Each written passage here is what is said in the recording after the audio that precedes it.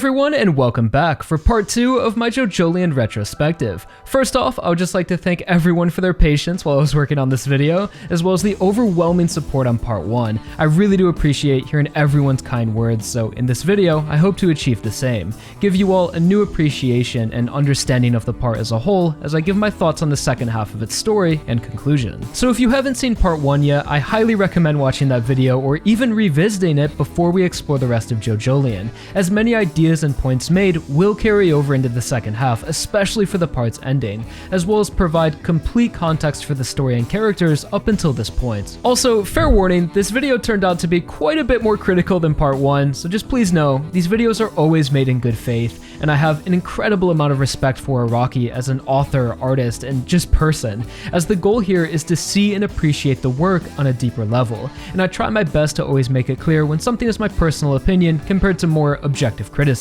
So with that said, thank you all so much for joining me once again in this retrospective, and let's continue. So we left off at the end of the Milagro Man, an interlude arc which separates JoJolion's first and second half, where the first half unearthed the mystery of Josuke's identity as we battled enemies from the past in order to build a future. And moving forward, Josuke, with a new understanding of his identity, now needs to decide what he wants to do with this life, who his family is, what's important to him, and what's worth fighting for. As at this point, it's almost a new story, with a redefined protagonist, a new motivation, and new enemies. The second half begins at chapter 58, titled Dawn at the Higashikata House, telling us that this is a new beginning, a new dawn for the family in the aftermath of Vitamin C. The story picks up 2 weeks after the events of the Milagro Man and a few days after Vitamin C, I assume. As we had seen earlier, Kato's release from prison happened simultaneously with Damo's defeat. We then finally return to Josuke's perspective, who is seen investigating Damokon Cleaning, the business that was used as a front for the Damo group's Rokakaka trade, just wrapping up that whole group and where the story stands, as Josuke provides some insight into how he sees himself now following the revelations in Vitamin C, saying his past identity was Josefume Kujo and half of his body is Kira Yoshikage, which is a logical way to view it, as if you remember from the beginning, Kira's body was found, so Josuke is still mostly Josefume with his dead cells exchanged with Kira's. We then make our way to the TG University Hospital to check on Holly Kira, who we haven't seen since Born This Way. In the hospital, we see that Holly's condition has worsened and she's not getting proper treatment, having been moved to an old room covered in dust and cobwebs, and Josuke flags down some doctors to see what's going on, and they first ask Josuke if he's family. He takes a pause, thinks, and declares yes, which is the beginning of Josuke accepting Holly as his mother and his fight to protect her. They explain that Holly stopped receiving treatment because her medical expenses were going unpaid, and they were previously being paid by Yoshikage, but since he's been dead for a few months now, the funds eventually dried up. During this scene, you will also notice that Holly is strapped down and has bandages on her hands, as once her treatment stopped, the doctors claimed her mind quickly deteriorated and ate off 6 of her fingers, which had to be reattached, and because of this erratic behavior, she's been placed in a medically induced coma. So up until this point, Holly's condition has been one of the more confusing threads in the story, as the only thing we've seen similar to it is the rock disease, which is the curse of the Higashikata family, who Holly is a descendant of, so the reader will most likely make that connection. Although it didn't make any sense why Holly would be affected by such curse, because the Joestar side of the family isn't cursed, as nor Holly's father Joseph or children were afflicted by the disease, as well as her symptoms didn't really match the rock diseases when looked at closely, as she had a very slow decline in her mental state well into adulthood, and x-rays had shown entire chunks of her brain missing, and now she's apparently eating her own fingers. Although the next time we visit Holly much later on, we come to find out that her condition isn't related to the rock disease at all. Rather, her illness has been being fabricated by the hospital for the entire part, even during the Vitamin C flashbacks, as Holly had unknowingly been being used for the clinical trial of Rokakaka 6251, a sort of miracle medicine created from the raw Rokakaka fruit by Tooru and the other rock human doctors, who are the antagonistic group of the second half, which explains the missing pieces of her brain caused by equivalent exchanges. So in a subtle way, her condition could have been seen as foreshadowing for the doctor group. Maybe she didn't eat her fingers at all and they were actually really turned to stone, and that's why they were covered up. Although I definitely feel like there could have been more to this truth unveiled slowly over time, with more direct implications of foul play to make the presence of the doctors or just a threat around Holly exist earlier in the part. This doesn't even need to be shown to Josuke to make him suspicious, just show the reader so we have at least some insight into Holly or a thread to hold on to. As I remember reading JoJolion Monthly and just felt stupid that I didn't understand understand what was going on with Holly, or that I missed something, as she becomes the defining motivation for the plot, yet we still don't know what's wrong with her or if we can even fix her, as the truth isn't revealed until chapter 92, when we're pretty much at the end of the Doctors. But that's getting way ahead for now, so coming back to chapter 58, this scene ends with Josuke experiencing something he's never felt before standing in front of Holly, as he's brought to tears by feelings of love for someone he's never met before, his mother. This feeling forces Josuke to his knees, and we are shown once again Holly and child Josefume depicting the Pietà, a famous sculpture by Michelangelo which originally depicts the Virgin Mary holding her dead son Jesus. Also, if you notice, since Holly was first introduced, her design has changed significantly, as her hair is now more curly and shaped in a way similar to the hooded robe Mary is often depicted in, as Holly is in many ways a parallel and representation of Mary from Christianity, also known as Our Lady of Sorrows, as Mary was said to endure more suffering than anyone who ever has and ever will live. This is a JoJo video, although Araki is quite interested in theology during parts 7 and 8 and even some other parts, so quickly, the gist of Mary's story is that she was chosen by God to be the mother of Jesus and became pregnant without conception. This is why she's called the Virgin Mary, which caused a lot of societal issues for her, carrying a child out of wedlock, and eventually had to witness the crucifixion of her own son. And Mary's love for Jesus was said to be unlike any love anyone is capable of feeling, so her loss amounted to an unimaginable amount of sorrow and suffering. And this all relates to JoJolion, as Holly's son Josuke is seen representing Jesus, because Josuke is the blessed JoJo. That's literally what the name JoJolion means, as Josuke was born from a miracle on the same grounds in which Jesus' corpse once rested during the events of the legend of Johnny Joestar. Jesus' birth was also referred to as a miracle and is another connection between Holly and Mary, as they are both mothers of a blessed one sent by God or fate who came into existence without conception. And like Jesus' death was to Mary, Josuke's birth is Holly's martyrdom, as how Josuke came to be resulted in the death of her son Yoshikage, and with him gone, Holly was left helpless to the evil within the TG University Hospital, becoming Our Lady of Sorrows, stripped away from her mind and memories piece by piece. And this motivation allows Josuke to fulfill the role of a messiah, a savior sent to liberate Holly from her suffering. And this religious influence and paralleling is kind of the core dynamic between Josuke and Holly, which is some pretty powerful symbolism and writing with its own twist on it that we will discuss more later in the story, but for now, we can leave it there, as within the same chapter, this scene changes to the Higashikata estate. It's probably the next day as Josuke is back at the house, and we begin a typical Higashikata morning, with the family all hanging around, talking about some nonsense, although the lighthearted tone is quickly shattered by the reveal of Kato menacingly sitting on the couch without anyone even noticing her. But when she is finally taken notice of, just her presence is enough to throw Norisuke to the ground, as it's been 15 years since she was arrested, so most of her children don't even recognize her. Kato's introduction is extremely antagonistic, as she declares she's been done wrong by the family and has returned for compensation, claiming she was arrested for only trying to do the right thing, and that she was abandoned by the family and divorced by Norisuke. At this point, we don't know the specifics of Kato's arrest, although it's shortly revealed through a flashback in chapter 64. Roughly 20 years before current-day JoJolion, the flashback begins with Kato's attention being brought to the shrine we discussed in part 1, the shrine located under the twin pine trees where Johnny had once rested the Holy Corpse and where the Higashikata family began performing their exchanges of the rock disease in the ground, and is most likely the place where Johnny is buried, or at least honored, created by Rina Higashikata. Kato's attention is then shifted from the shrine to a young Jobin climbing to the top of one of the twin pine trees, standing high above the ground looking upwards into the sky, symbolizing rising to the top in the future, a future which is soon to be taken away, as we can see Jobin has a crack running down his face as he is soon to be affected by the rock disease. And this contrast of Jobin's youthful ambition and fated calamity brings a glimmer of dark determination in Kato's eyes, foreshadowing the sin she's willing to burden in order to protect her family, paralleling the role of Johnny Joestar, as it's Johnny's actions which motivate Kato. This flashback then focuses on the early life of Jobin and the events that would shape him into the man he is today. The defining moment in Jobin's life happens on a school trip where he is repeatedly bullied by a classmate who takes advantage of Jobin's deteriorating mental state and continuously assaults him. During the class trip, another student overhears the bullying and informs the school and police of the situation. The bully then of course blames Jobin and tries to force him to burn down the house of the student who told on him.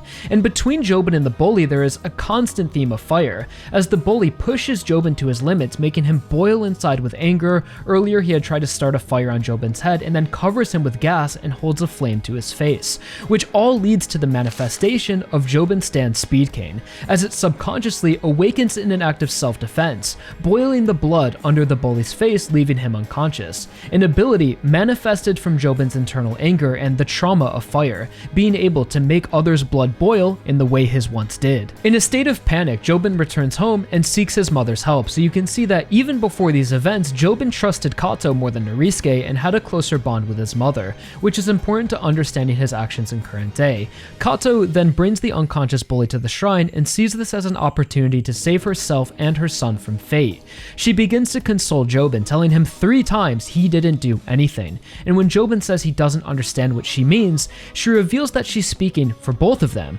Jobin didn't do anything wrong, yet is subjugated to the rock disease. Kato didn't do anything, yet would be forced to give her life in exchange for Jobin's. As she says, "I refuse to be a woman whose life is decided by men. I'm deciding it myself," implying that she had already been selected to perform the exchange like Norisuke's mother did for him. But Kato didn't do anything to deserve such a fate, so why should her life be cut short in a world that's already unfair enough? And this scene is one of the more morally gray dilemmas Araki has ever written, making the reader question if Kato is truly evil for this action, taking the life of a child in order to save herself and Jobin. Yes, a child who bullied her son, tried to burn down a house and threatened to R-word Kato and kill both of them when he's older, but still a child. Things could change, maybe. So Kato tells Jobin to bring the child into the shrine and bury him alive while rationalizing the action, saying places are unfair, they're not equal for everyone. You can't choose where you're born, but people climb to try to find happiness in those places. Starting now, you're going to start climbing in this place, and now he's going to sink to the depths of the earth. Pretty much saying that you can create your own destiny, and just because you were born in the red doesn't mean you need to stay there. The world is unfair, so why should you play fair? You need to climb to find happiness, even if it involves stepping over others.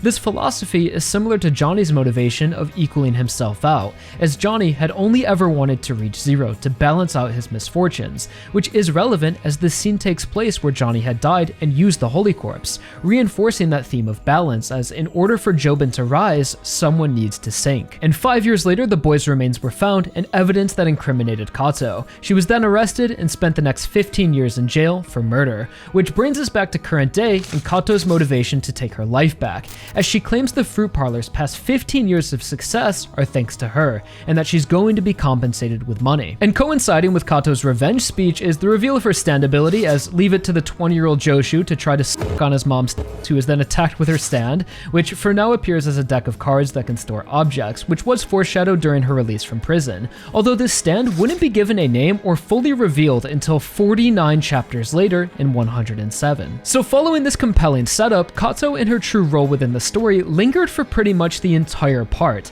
as this writing style of teasing a stand without a soon followed reveal is usually reserved for the main villains. And at this point in the story, 58 chapters in, we didn't have a single prospect for main villain besides Jobin. But now, after Kato's villainous introduction, motive for revenge, and being positioned as an authority over Jobin who has been working from the background, people naturally gravitated towards her as a candidate for main villain, as she would also want the Nirokakaka, if she found out about its power, being leveraged to climb higher and take back her family from Norisuke. And in the following arc, her and Jobin actively work against Josuke, which proposed an interesting dynamic of Norisuke growing closer with his adopted son Josuke while drifting further apart from Jobin, as he sides with his mother. So in one chapter, Araki has given our protagonist a new motivation as well as introduced a new antagonist whose motive overlaps Josuke's, as they both want money and power that can be found within the Higashikata estate, through the Nirokakaka in order to save their family. So between this chapter's two scenes, there is an extremely strong theme of motherhood, or a mother's role,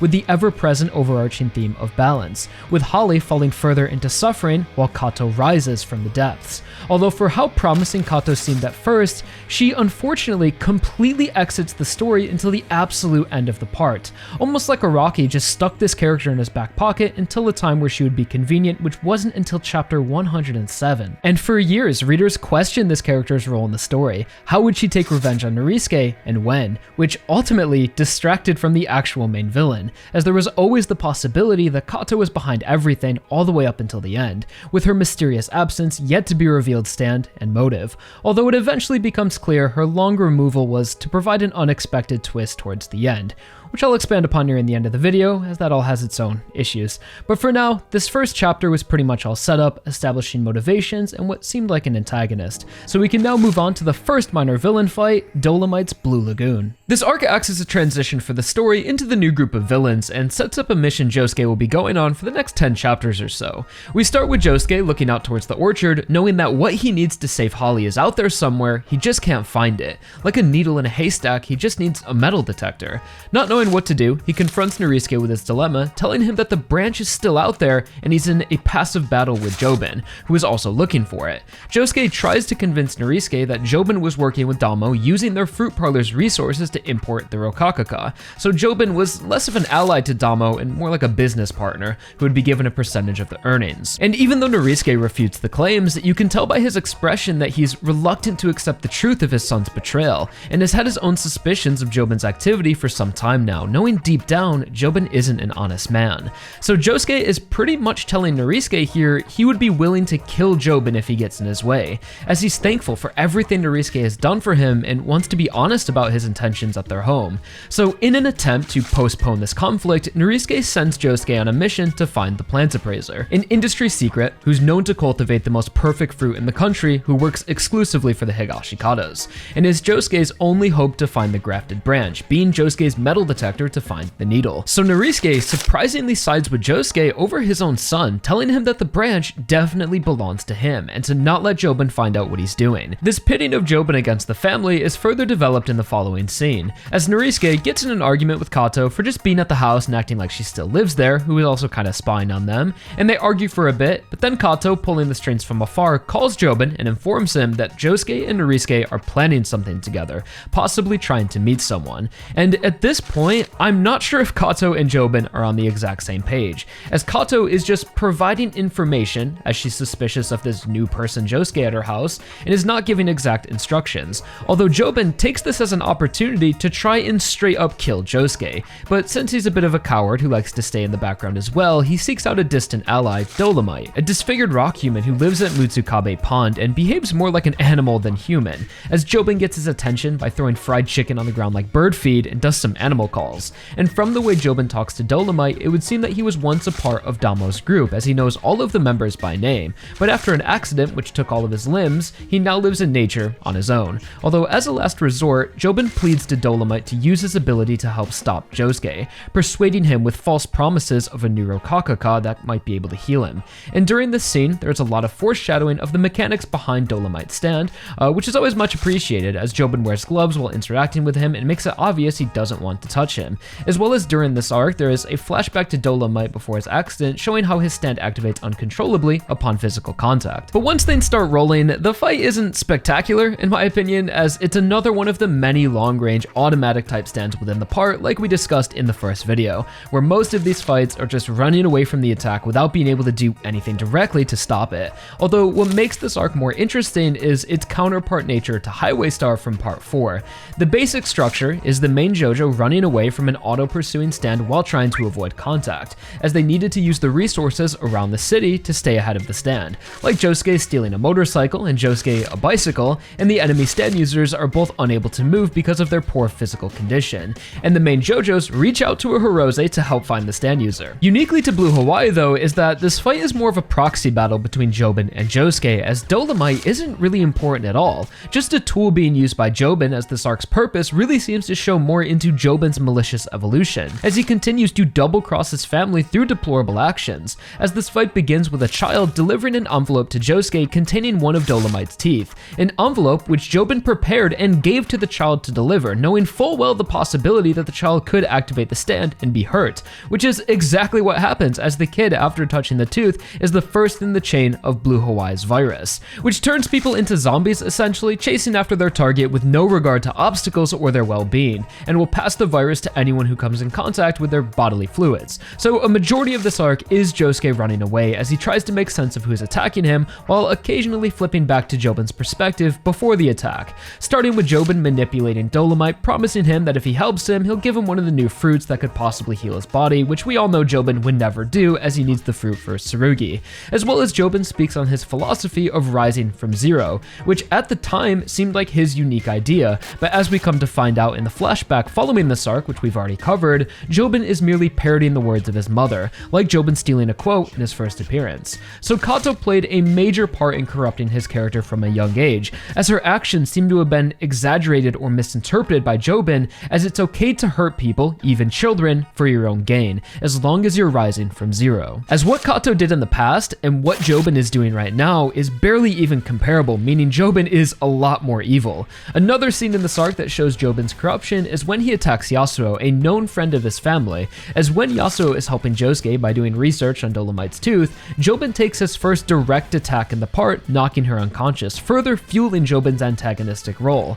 And in contrast to Jobin's malevolence is Josuke's humanity, as during the fight he's often seen panicked and stressed as he's forced to attack these people he knows are under the effects of a stand. And the chase ends with Josuke cornered inside the Ozone shop, where he chooses not to hurt a child and surrenders himself to the stand, knowing he'd probably die, which I understand highlights Josuke's empathy, but I always thought this was an unsatisfying conclusion, as we just spent 4 chapters running away and infecting a bunch of people only for none of it to really matter in the end, with the only reason he wins being that he called Yasuo, who quickly recovers from her injury and is able to save the zombified Josuke at the pond by tracking his phone's GPS, which they could have done in the first place and bypassed the whole tooth investigation and saved a bunch of people. But there is more risk involved with that, and I wouldn't expect them to try that first, so I guess I'm just saying here that for how this arc ended and what its purpose was, I just thought it was a little longer than it should have been, as it's at the end of this arc where we begin shifting into the second villain group, as Josuke and Yasuo interrogate Dolomite and he alludes to there being a greater danger if further pursuing the Rokakaka,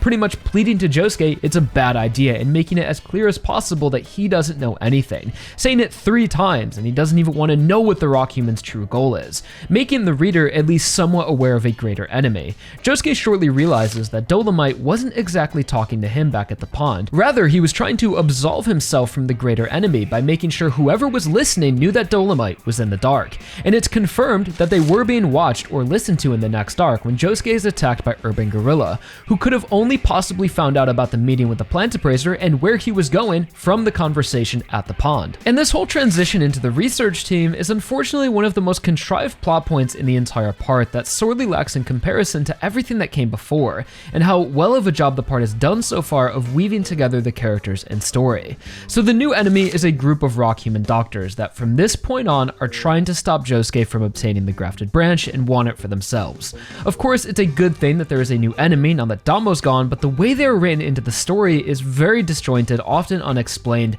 and actively misleads readers. So the way it's laid out is that following Blue Hawaii, someone from the research team was listening through Josuke's cell phone, who then took action to stop him and capture the plant appraiser for themselves to find the branch. The first problem is, how did the doctors possibly have access to Josuke's phone? The phone that Norisuke had just given him at the beginning of the arc, and the doctors have never interacted with him or the phone. So how do they know the phone even exists when they clearly weren't watching or listening through the same phone when Norisuke first told Josuke about the plant appraiser and his location at the house? Otherwise, they would have went after him right then. And you could say maybe Dolomite called someone when he took the phone and let them listen in, and that's why he was so worried, but he didn't. He was looking at pictures of Mamazuku, and then right after Yasuo took the phone to look at the map. The only other scenario is that the upcoming enemy Urban Guerilla was for some reason underground listening to them and went after the plant appraiser after Josuke gave up the location. If that's the case, the second problem is, why are the doctors following Josuke?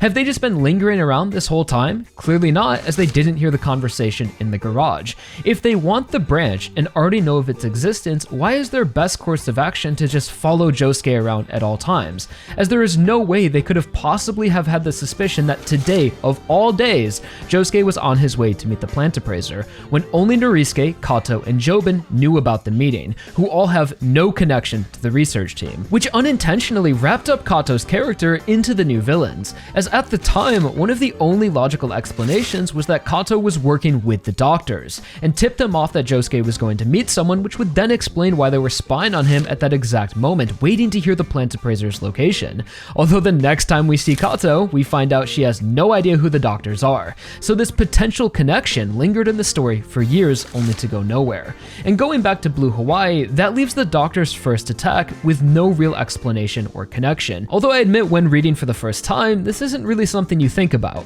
You assume it'll be explained later, maybe it's connected to Kato or Jobin has something to do with the other rock humans, we just didn't know. But when revisiting the story, this really stood out to me. So the doctor's involvement is shaky from the start, but this isn't even that big of a deal, even if it's written off as they were inexplicably listening through the phone, but it leads into the other problem with this group, and it's that they are written as this completely omnipotent entity within the story when there has been practically zero implication of their existence for the last 60 chapters. This issue soon grows in the following arc, but until then, we are finally introduced to the plant appraiser, 31-year-old Mamazuku Rai, who hijacks the bus Josuke and Yasuo were taking on their way to meet him, and explains that he's already been briefed on the situation by Norisuke, and he's got no choice but to help, as he's already running away from the enemy and is under attack, because of what Josuke said at the pond. So Mamazuku is a much welcome member of the main cast who is essential to Josuke's mission, and through his background of fruit cultivation and industry secrets is able to guide the story and characters in a substantial way, giving insight into the new enemies, the technical side of the fruit, and is able to make observations about Josuke's ability, which is the key to unlocking Soft and Wet's true potential. So Mamazuku brings us to his home on Honoraro Mountain to escape from the underground enemies.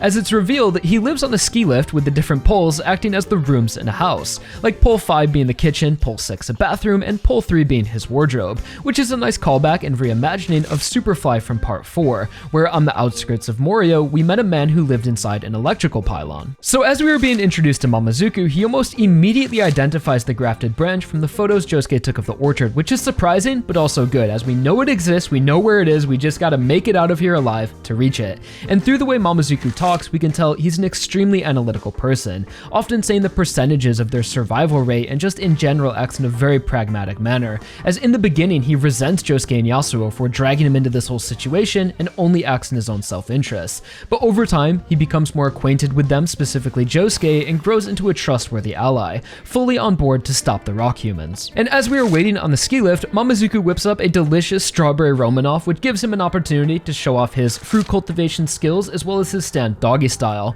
which allows Mamazuku to unravel his body into a strong rope and grab things from a distance, similar to JoJolion's Stone Free, but more like medical gauze. So with this introduction out of the way, this arc begins proper, starting with Mamazuku giving a huge exposition dump into the enemy and their goal, saying since the days where humans first started engaging in agriculture 10,000 years ago, developments in science, technology, art, philosophy, and economics have thoroughly surpassed all limitations, although the one region which no field has been able to conquer is immortality. But with this new fruit, it may now be possible through its process of cellular equivalent exchange, as Josuke is living proof of its power, being a human created through the process of exchanging dead cells. So there's many reasons to remember this scene moving forward, but most importantly, right here it is telling us exactly what the new Rokakaka does and why it's special. So the original fruit heals you by exchanging another part of your body, which means you're limited to a finite amount of exchanges until practically your entire body is stone,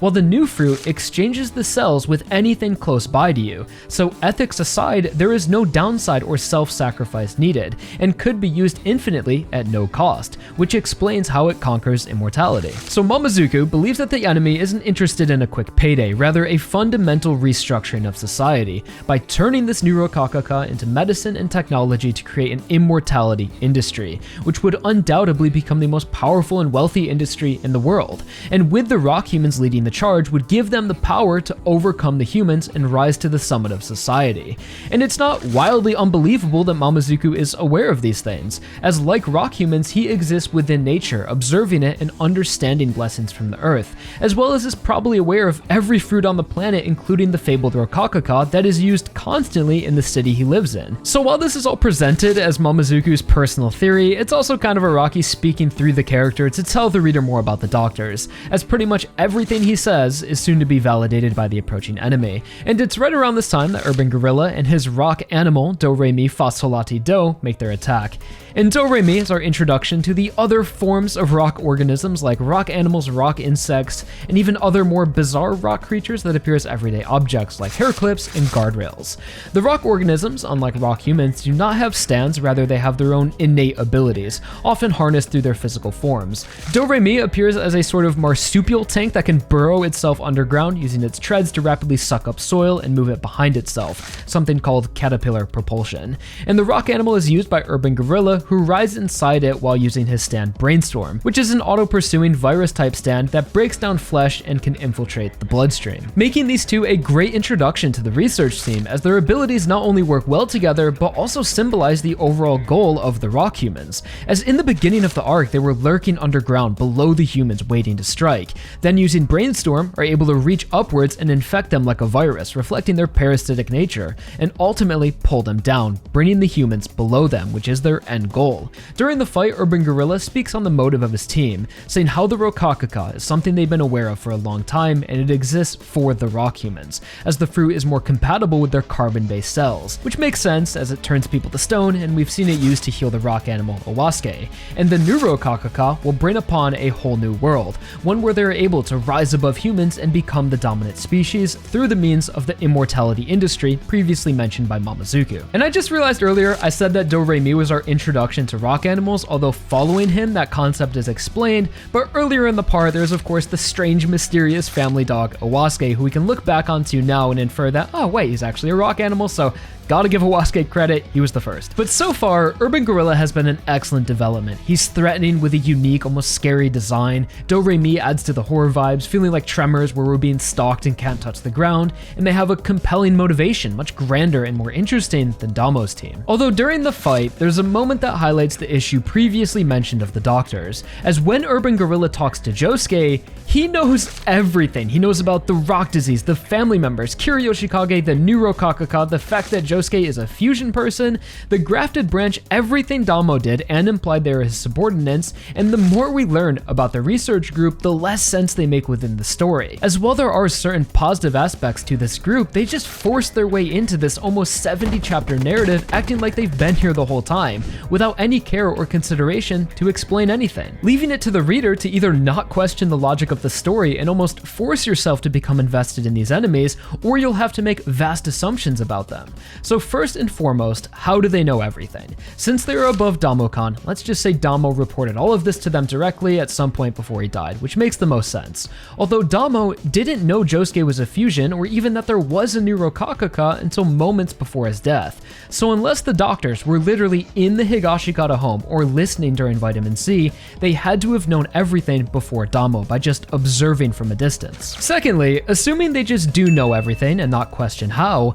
why did they wait so long to secure the grafted branch? If they've known about it since before Vitamin C, or even shortly after, why did they wait to make their move to capture Mamazuku only after Josuke said where he was out loud? And again, that's not even questioning why they were following Josuke on that exact day. The story presents them as this Illuminati-esque group with eyes and ears everywhere, deeply embedded in Morio, yet they can't find where Mamazuku lives on their own? I don't believe that, and also, they should know where he lives considering their leader Tooru literally knows Mamazuku, and that his family were pristine plant appraisers, as it's revealed later in the part that Tooru killed Mamazuku's father 17 years ago and remembers him, taunting him about his father's death, so he's clearly known about him this whole time. So at least for me, it's hard to get invested in these characters when trying to view the story from their perspective, as again, the reader is asked to make vast assumptions about their involvement off-screen as well as look past clear contradictions. And some may say, well, that's the point of them, to be this shadow who have been around the whole time without anyone knowing, even the reader observing everything from the distance.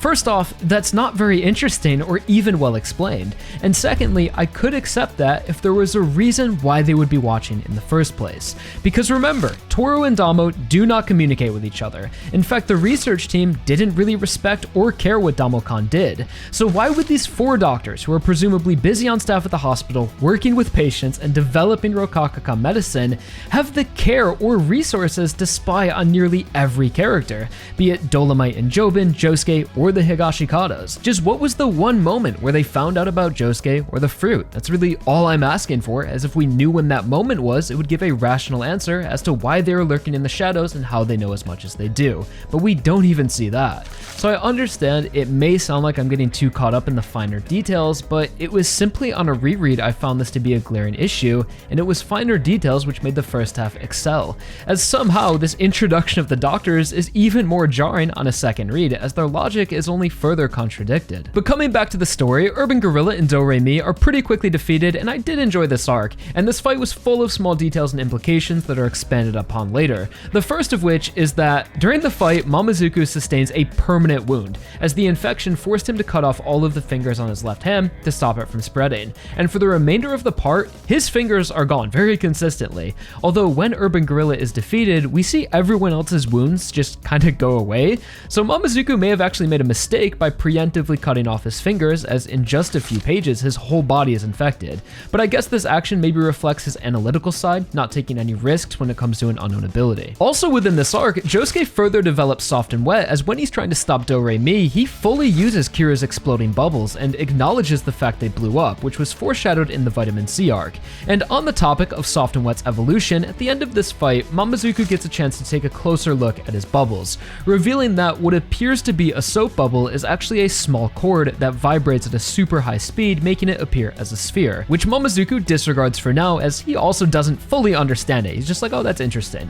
But for the readers, this was a huge reveal that opened up the possibility of Josuke unlocking his stand's true potential, and is the first foreshadowing of Josuke's connection to the spin from Steel Ball Run, as Josuke is technically a descendant of Johnny, so it's not unreasonable that he is also a dormant spin user, which makes a connection between Josuke's ability and the golden spin, which was the process of perfectly replicating the rotational energy of the golden ratio, and applying that energy to a physical object, ideally something with a spherical shape, that allowed Johnny to break through the dimensional barriers with Act 4 and exist within pocket dimensions with Act 3. So Josuke's ability to plunder has always been mechanically connected to the infinite rotation, as he is able to remove things from existence by placing them inside his spinning line, which isn't all too different from the space inside Johnny's nail holes, described as a spiral spinning into the smallest point. And similar to how Johnny's Act 2 and Act 3 were close to but not exactly the infinite rotation, we see this in Josuke, as when he plunders something, that spinning line is eventually going to run out of energy, popping and restoring the stolen property. So when Josuke's spin is fully revealed, it's great that we have the foreshadowing for it here, but even better, we have almost a recontextualization of it throughout the entire part. And the last note for this arc is that we finally get a crumb of foreshadowing into Holly's condition, because we learn that the enemies we are now facing are doctors, and Holly was also a doctor, which Josuke reflects on multiple times, giving her more relevance within the story as our motivation. And at this point, we can assume the two are related in some way, giving Josuke a more personal reason to fight against these rock humans, besides the fact that they both want the grafted branch. And this arc ends with the characters getting ready to harvest said branch, with Momozuku retrieving some crazy expensive and secret moth larvae with triangular poop, which will burrow their way into the branch and make it grow a fruit before wintertime. So this might seem like a really random detail, but I actually love that we see more depth into Momozuku's practice, and his role isn't as simple as point to the right branch and that's all we needed him for. He's actually super important throughout the whole process, and over time is discovering more reasons to help Josuke, which is exactly what you want from your supporting characters. And at the end of the same chapter, we cut to Jobin's perspective, which begins setting up the next arc, who has been contacted by poor Tom, a strange Hezbollah type character who is also part of the research team. Important notes for this interaction is that poor Tom reached out to Jobin, who is completely unaware of the research team. He first thinks that poor Tom is an ally to Damo, and he tells him, I can't really hook you up with the smuggling route or launder any money, that's kind of all fallen apart. Although poor Tom says that's not what he wants, rather he's after the new Rokakaka, and his ally Urban Guerilla had just failed in capturing the plant appraiser, so they have this common enemy of Josuke. Poor Tom instills a sense of urgency, telling Jobin that Josuke and Momozuku are already on their way to get the branch right now, and that he would be able to stop them if Jobin were to help, by taking poor Tom's stand and burying it in the orchard to seal off the entire area to make sure no one can get close to the branch. And Jobin, out of fear for losing it, complies with poor Tom while being unaware of his true motive. Meanwhile, back at Honorero Mountain, Yasuo, after coming face to face with the rock animal, reflects on her past and a similar encounter she had with a hair clip, which leads into a Yasuo flashback, giving more insight into the relationship she had with her parents and some childhood trauma, further developing the character. It begins with Yasuo at the age of 10 purchasing a hair clip that once belonged to the Chinese Qing Dynasty, which just so happens to be a rock organism, that would attach itself to Yasuo's head, causing her skin to become dry and flaky, but more importantly would emotionally manipulate her, creating illusions of her worst fears,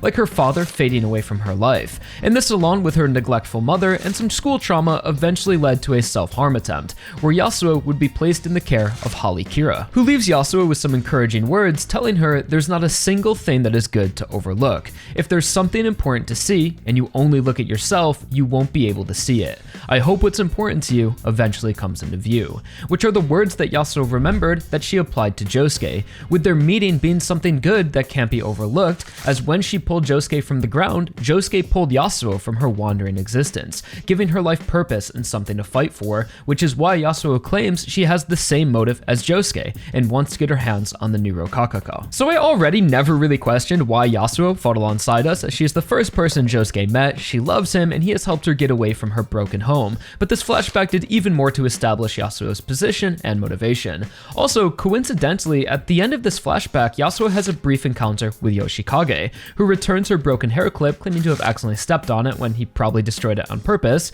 as when returning it, Kira says, "This pink crystal is a fake. It's only a rock that looks like one, just a regular rock. This thing's a ripoff," which is an allegory for all of the rock creatures assimilating into society through stolen identities and objects when they're really just rocks. And something you might start to notice about Yasuo here is that she really is the core of JoJolion and is connected to nearly every major player in the story. You could say it's a matter of fate or that stan users attract other stan users, but something about her is special, as these people all just seem to flow into her life, as in the past she had found a rock creature, met Holly and Yoshikage, was childhood friends to the Higashikatas, she was the one who found Josuke in the ground, and as we'll see later, she had also met Tooru by pure coincidence. There's nothing particularly bad about this or praiseworthy, just a stream of coincidences that make Yasuo more connected to the story than you might first consider, and kinda bridges everyone together. And this arc ends with Yasuo leaving the group to go home and analyze the broken hair clip she kept in a box, as Mamazuku says she'll find out what kind of creature it is, and more about how it exists in the natural world. Although this is very clearly just an opportunity to remove her from the story for a little bit, as the next time we see her, she never mentions the hair clip again or whatever came of her supposed analysis, even though we saw she still had it. So we can now bring things back to Jobin and poor Tom, as while the others are making their way to the estate, we see that Jobin has buried Ozone Baby. And on the curious case of Ozone Baby, the Lego replica White House, this is very clearly a physical object that poor Tom has to carry around and can be separated from him, but it's not really the stand. As we see later on, there is another more stand-like design. So I guess the house is just like a sub-stand that is used to activate the real stand, but like what happens if the house is lost or destroyed? Can poor Tom make another one, or is his stand just forever useless? Who knows? So before this arc really kicks off, we get hit with another brief flashback of Jobin and Norisuke at a baseball game discussing the family business, and the hat Jobin is wearing is the same logo from the child from the Blue Hawaii arc, which is the logo of Morio's baseball team, the Satan Birdies, who I believe were mentioned in the Dubiwa arc and also exist in some of the Rohan spin-off stories, so just some JoJo trivia for you. Anyways, Jobin expresses his concerns about the fruit parlor losing power, and that if they started importing cheap and tasty fruits, they could get more business and increase profits. Although Norisuke is insulted by the proposition, claiming it's against their family values, and most importantly, a fruit shop doesn't need to be powerful, showing the difference in their ideologies. We then see how Jobin got caught up with the Damo group, as they seem to have been scouting him and used the tension between him and his father as an into the family business, giving Jobin the opportunity to reclaim the lost power of the fruit parlor by trading Rokakaka. Also during this scene is what could be interpreted as foreshadowing for the doctors and their societal power grab, as Jobin says that a lot of the fruit parlor's business is being taken away by the new mall that was put up by the TG University people, despite the fact that they're supposed to be doctors. So besides just Rokakaka testing, the research team was also looking into monopolizing commerce to grow their influence and funding within Morio. This now brings us back to present day, where Ozone Baby's attack begins, as we see Josuke and Mamazuku arrive at the estate through the underground tunnels. And it's not until here that Josuke is like, wait, where'd Yasuo go? I thought she was following us. And Mamazuku was like, bro, she went home forever ago. So I guess she never said bye to Josuke and just kind of split off at some point. And Mamazuku even has to catch him up to speed with the hair clip because he was like 10 feet in front of them and missed out on the whole story. Josuke's just a silly guy sometimes. Meanwhile, Tsurugi confronts Jobin about what he was burying in the orchard, as Tsurugi was spying on his father, being rightfully suspicious of him after everything Josuke had told him during every day as a summer vacation. And Jobin reassures Tsurugi that everything he's doing is for the sake of saving him, although the two are almost immediately affected by Ozone Baby's ability of increased air pressure, revealing that poor Tom had lied to Jobin and his true intentions were to kill everyone at the estate, the whole family, Jobin, and even Mamazuku. Which brings back up the issue of a lot of the research team's actions either being illogical or contradicting, because why would poor Tom want to kill Mamazuku? He said before that he's their only hope for finding the branch, and without him it would certainly wilt and the Neurokakaka would be lost forever. Jobin tries to rationalize the attack by thinking poor Tom is trying to minimize risk, by killing everyone who knows even a little bit about the branch. But from poor Tom's perspective, he knows that Mamazuku is on his way to the orchard, yet without even being there to witness anything, just tries to kill everyone. So either poor Tom's plan was to just give up on the branch and stop anyone else from having it, or to eliminate everyone from the estate and then spend months with his team searching for a branch they have no idea how to identify. And it's already September and it's getting cold, so the branch is going to wilt soon anyway, so that is not a safe bet, and this is what Jobin suspected the plan was. If the research team truly is so good at lurking in the background as they've been assumed to do, and they know that Mamazuku is heading towards the orchard, why not just wait and spy on them to see Mamazuku grab it or plant the larva like he did right before he was attacked? That way, they would have been able to at least identify the branch and then carry out whatever attack they wanted. Poor Tom only comes to the orchard after Jobin starts the fire and sends pictures of him where we see he's in bed with a woman, which I get is a character quirk, but also just makes no sense why he wouldn't already be there. If he was there, or anyone from the research team, they could have seen Mamazuku tamper with it, or at least made sure no one had a stand that could counter Ozone Baby. But when the orchard is on fire, then poor Tom is frantic about losing the branch, when based on his logic, he'd already given up on it, unless the research team had another method to identify it we didn't know about, or they're just going to take their chances looking for it themselves. And if that's the case, why did they wait to learn about Mamazuku and try to capture him, if it turns out they don't really need him, and when he's still alive they already give up on him? So at least for me, this is a problem for the main enemy of the story to not have a clear intention and at worst acting illogically, as at this point I'm assuming the research team is just careless, as the writing hasn't given me a reason to think otherwise. Like, what if Jobin never started the fire? Josuke and Mamazuku could have just used soap bubbles, gone out, grabbed the branch, and escaped the stand's radius, and poor Tom would have no idea because he wasn't even there. And it just gets more stupid the more you think about it, as the people who have been apparently spying on Josuke and the family to know every detail of the parts so far now know that at this moment Josuke and the plant appraiser are going to get the branch. Yet now, none of them can even be bothered to show up to just maybe see what happens? But I'm getting a little ahead of the story with this rant, so backing up, the orchard fire was a play made by Jobin, a calculated risk that put the fate of the branch in danger in order to force one of the other parties to make a move for it. And by using Speed Cane and Paper Moon Cane together, they were able to make a fire that reached the orchard while avoiding a change in air pressure, while also being able to use Paper Moon Cane with a camera attached to it to see everything that's happening around the branch. Meanwhile, Mamazuku, inside a giant soap bubble to maintain pressure, makes a move for the branch and notices poor Tom lurking in the bushes, who arrived at the estate suspiciously fast, within a matter of minutes, and undug his stand. So he was already really close, yet still chose to kill everyone without supervising at all, just assuming it would all go smoothly, knowing how important the branch is. So I really can't tell if the writing is supposed to be making a fool of poor Tom and his negligence, or is just an oversight of the research team's execution, because as we'll see shortly, the rest of the team, Wutomiki and Tooru, arrive on the scene, yet found it to be a smart idea to entrust poor Tom to be in charge of killing everyone and securing the branch. So they claim the branch is important to them, yet they don't seem to be trying to ensure their victory at all. So this whole thing can't be blamed on poor Tom, as they must have either approved the plan or instructed him directly, which again is a bad plan, as it leaves them with no way to identify the branch. Sure, they could search the orchard freely, but it doesn't guarantee they find it, and they made it pretty damn clear in the last arc they needed Mamazuku. So I don't want to keep criticizing the plot based on what the Rock Humans' plan may or may not be, as it's mostly conjecture, but I just feel like it's important to recognize the fact that we know so little about why they do the things they do, and not in a good, mysterious way. As for the actual fight during this arc, it's great in some ways but lacking in others, mostly mostly because it's another long-range auto-attacking stand that can't be fought directly, and most of the time is spent with the characters is just tanking damage and repeating that air is pressurizing.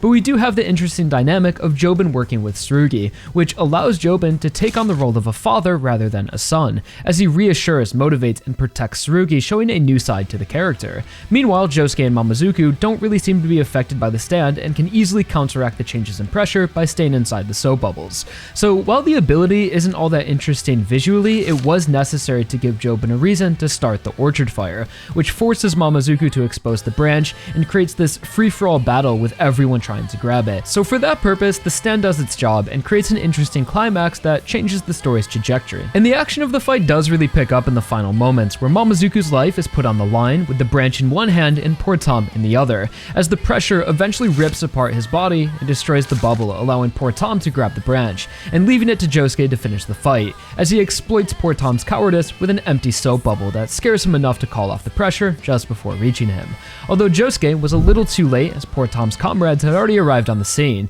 and as he makes a break for the ambulance, he is surprisingly shot dead, dropping the branch just in front of the ambulance doors, which the doctors then grab and get away as Josuke falls to the ground. So in the ambulance we know is Wu, Tomoki, and Tooru, Tomoki being the one who grabbed the branch and Tooru driving, although it's never quite explained why or how they killed poor Tom. It could have been Dr. Wu, as in the following arc we see his ability to break down his body into fragments, although it was most likely foreshadowing for the Wonder of You, as this sudden and unexpected attack could be seen as a calamity which occurred when poor Tom was pursuing the ambulance, as well as the license plate was 311, the date of the Tohoku earthquake which began the story, showing that thematically they are connected. As for why they killed poor Tom, it could have been a punishment for his negligence nearly losing the branch in the fire, but also could have been to keep the group anonymous, as now that everyone had seen his face, he put the rest of them at risk, as the others go out of their way to wear disguises when outside the hospital. Although I just wish this was clearly answered at some point because of how unexpected it was, as they are the final villains, yet we rarely see from their point of view or are given reasons for their actions. So leaving the question of who and why lingering in the story when it's ultimately not important,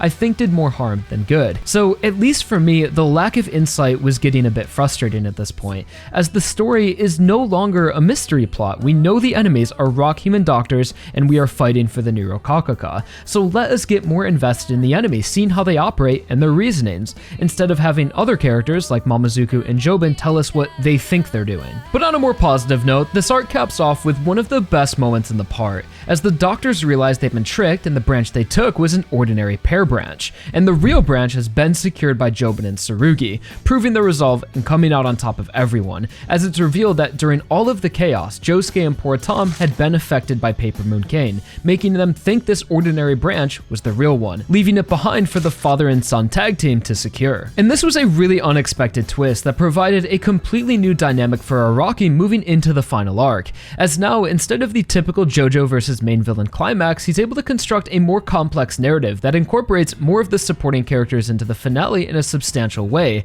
acting with their own motivations separate from the protagonist. As Jobin acts as the middle ground to the themes of light and dark, being a key player in it all, existing in the in-between, as Josuke, being the main JoJo, is our shining light of justice, while Tooru in many ways is the shadow to Josuke's light. But then there's Jobin. He's not trying to be the hero or the villain, he's morally gray with a more realistic and human storyline. He's trying to do the right thing to secure his family's safety, but feels he's being forced to do these bad things, or that it's the only way to reach his goal, as there's no doubt that Josuke and Tooru are standing in the way of the new fruit. And why is Holly's life any more important than Tsurugi's? And from Tooru's perspective, this fruit is the key to the future of the rock humans. Everyone is acting with selfish motivations, valuing their families and their ideals over others. So this arc ends with Jobin grafting the branch onto a cactus that only him and Tsurugi know about, which will bear fruit in about 10 days, as well as revealing that Momozuku is still alive, being turned into a big fat plate of spaghetti, completely unraveling his body in order to survive the pressure.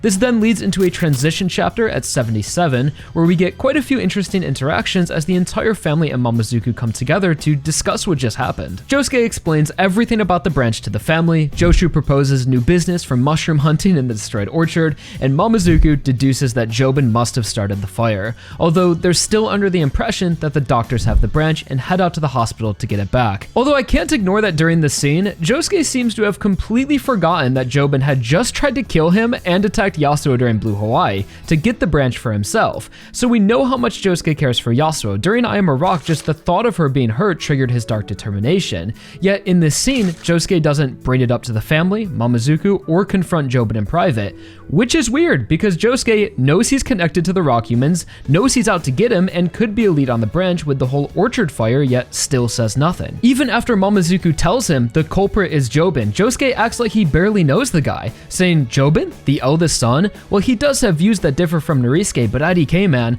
like, how about tell Mamazuku he's been working with rock humans the entire part and tried to kill you over the branch like yesterday? Maybe then you wouldn't say out loud, 'We saw the doctors take the grafted branch, we're going to the hospital to get it.' Not even considering Jobin is listening to them, and if he also wanted the branch, he would probably go to the hospital or try to disrupt their plans. It's just weird that Josuke doesn't think about these things or even consider him a threat anymore. And this is the last time Josuke ever sees Jobin, which feels like a build-up to nothing, as since Jobin's introduction, he has been pitted against Josuke, and they've engaged in this constant proxy battle for pride, family loyalty, and the branch, with tensions building for the entire part, feeling like it would eventually lead to them going head-to-head, especially after the attack on Yasuo. But now their attention is taken away by new plots with no confrontation or resolution. So I understand things have changed with the doctors now, but Blue Hawaii wasn't that long ago, and that's a pretty big point of tension to just act like never happened and have the characters move on from. So I will admit, when reading Monthly, especially during Wonder of You,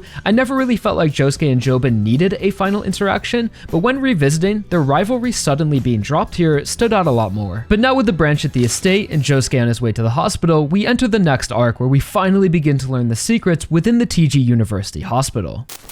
To kick things off, we are surprisingly thrown into the perspective of Mitsuba Higashikata, Jobin's wife if you remember from the way early days of the part, reassuring fans that in fact Araki does remember characters from earlier in the story. I say this because it was around this time during the part's monthly release that it felt like fans were becoming a bit fatigued and frustrated by the part's length, losing faith in Araki and criticizing the story quite heavily for things such as forgetting about Kato, Kei, and even the walleyes. Although it's important to remember that 6 months to a year of real time could only be a few days or hours within the manga, so just because we haven't seen someone for a while who may not even be relevant to what's going on doesn't mean they've been completely forgotten about, and as we'll see, most of the important characters do find their way back into the story eventually. So with Mitsuba's return, we spend the early bits of this arc getting some insight into her character, and it turns out she's kind of a meanie, being the type of person who won't hold the elevator, even for an old lady, and is quite superficial, placing a lot of her self-worth on her appearance and is self-conscious. As we learn, her treatment at the hospital all started with her wanting to lift her sagging boobs, which was treated through experimental Rokakaka medicine,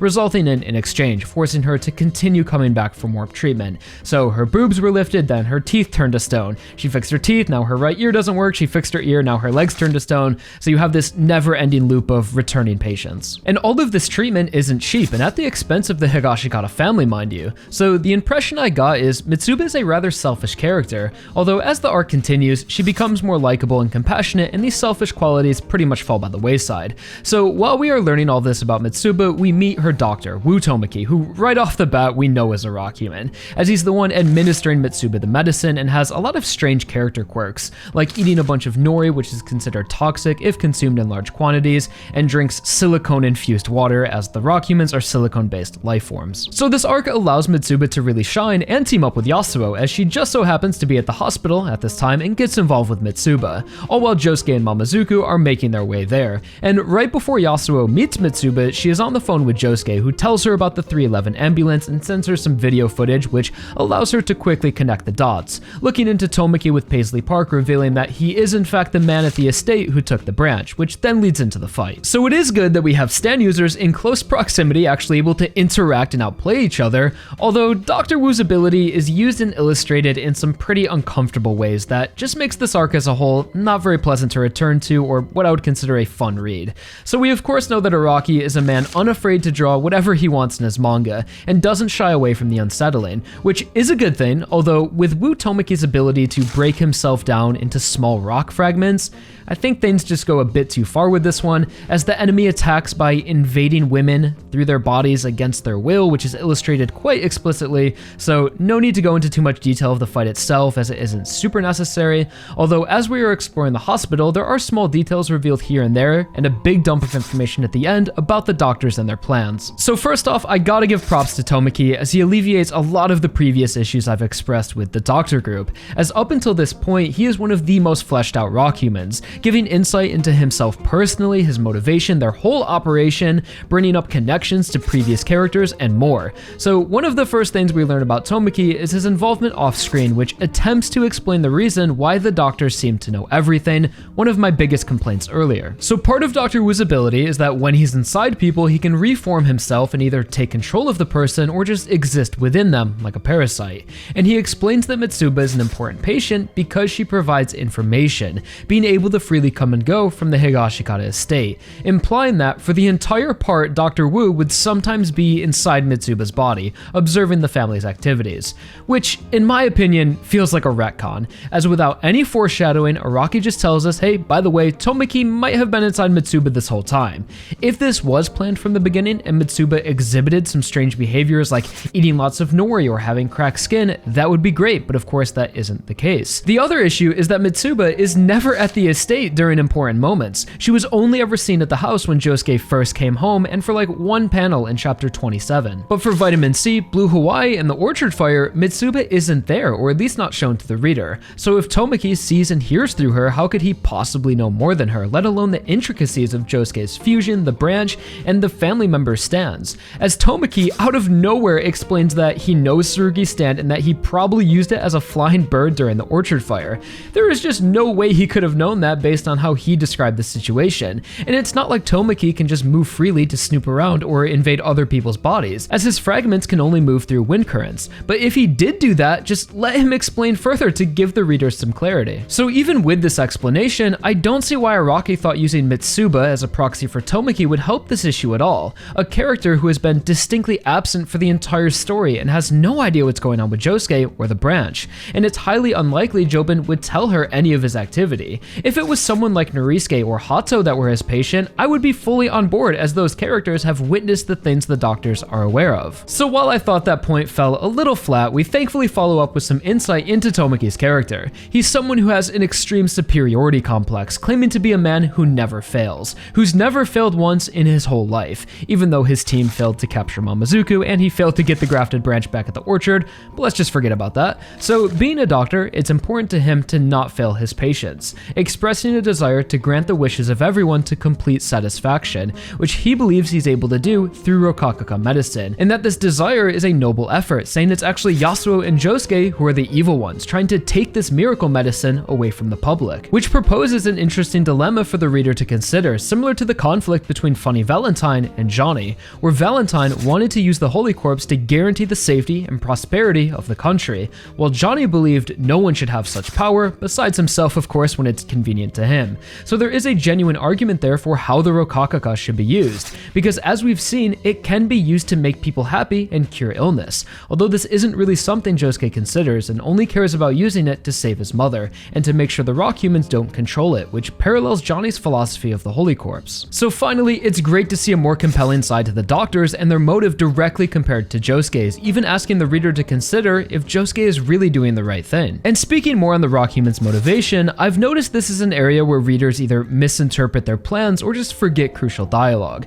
So let me lay it out there to clear things up and avoid confusion before we enter Wonder Review. The rock humans don't just want money, accolades, or some legacy, and this extends to Tooru as well. If anything, since Tooru is at the top of this whole operation, their motivation is Tooru's. Since humans began developing advanced civilizations, the rock humans fell behind and were overpowered and outpopulated, lowering their position in the hierarchy of life. This was due to the rock humans' inability to work together in larger groups like a community, being very antisocial and psychopathic creatures who lack empathy. So the rock humans had their habitats taken over by humans and have been forced to survive by assimilating with them and adopting unnatural lifestyles. And the rock humans now resent the humans, as biologically they are superior life forms, living longer, being stronger, having the ability to turn to stone, and are mostly all stand users, and have a greater connection with the earth. But since there isn't as many of them and they still struggle to work together, they haven't been able to take back power. This is a very similar situation to the Pillar Men from part 2.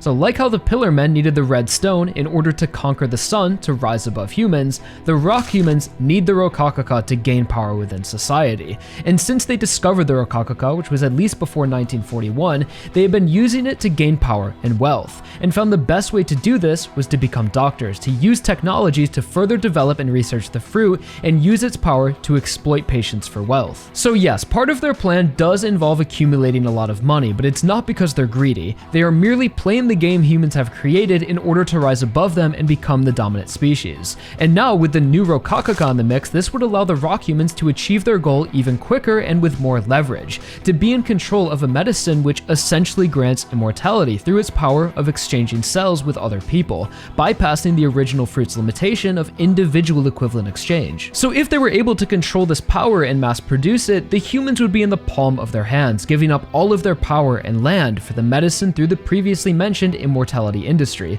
ultimately rising above humans. And that is Tooru's motivation in all of this, which is an extremely compelling goal that they have clearly been working towards for a long time. Although granted, it's never explained as clearly within the manga as I just did. In fact, Tooru never really elaborates on his grand scheme or what his ideal outcome is from all of this. The best we get is him saying he's going to sell new Rokakaka at 200 million yen apiece, and with that power, society will upend itself. Even someone like Bill Gates will be buying them. But he's not excited about the money. He's thinking about what sort of world he could shape with world leaders and people like Bill Gates under his thumb. So besides this, the reader needs to piece together the previous material, such as Urban Guerilla's dialogue, Wu Tomoki's medical practice, the head doctor's lecture, and the various narrations about the rock humans to see the whole picture, which is good in the way that it keeps previous arcs relevant and slowly unveils things along the way, culminating with Tooru's introduction. So he never really needed to explain himself, as if you look around him and what led us here, it clearly lays out his goal, as he wouldn't be the head doctor or have put all of this together if he had a completely different motive. Although it seems many readers did misunderstand or question his motive, either simplifying him to just wanting money or mischaracterizing him into someone who supposedly values memories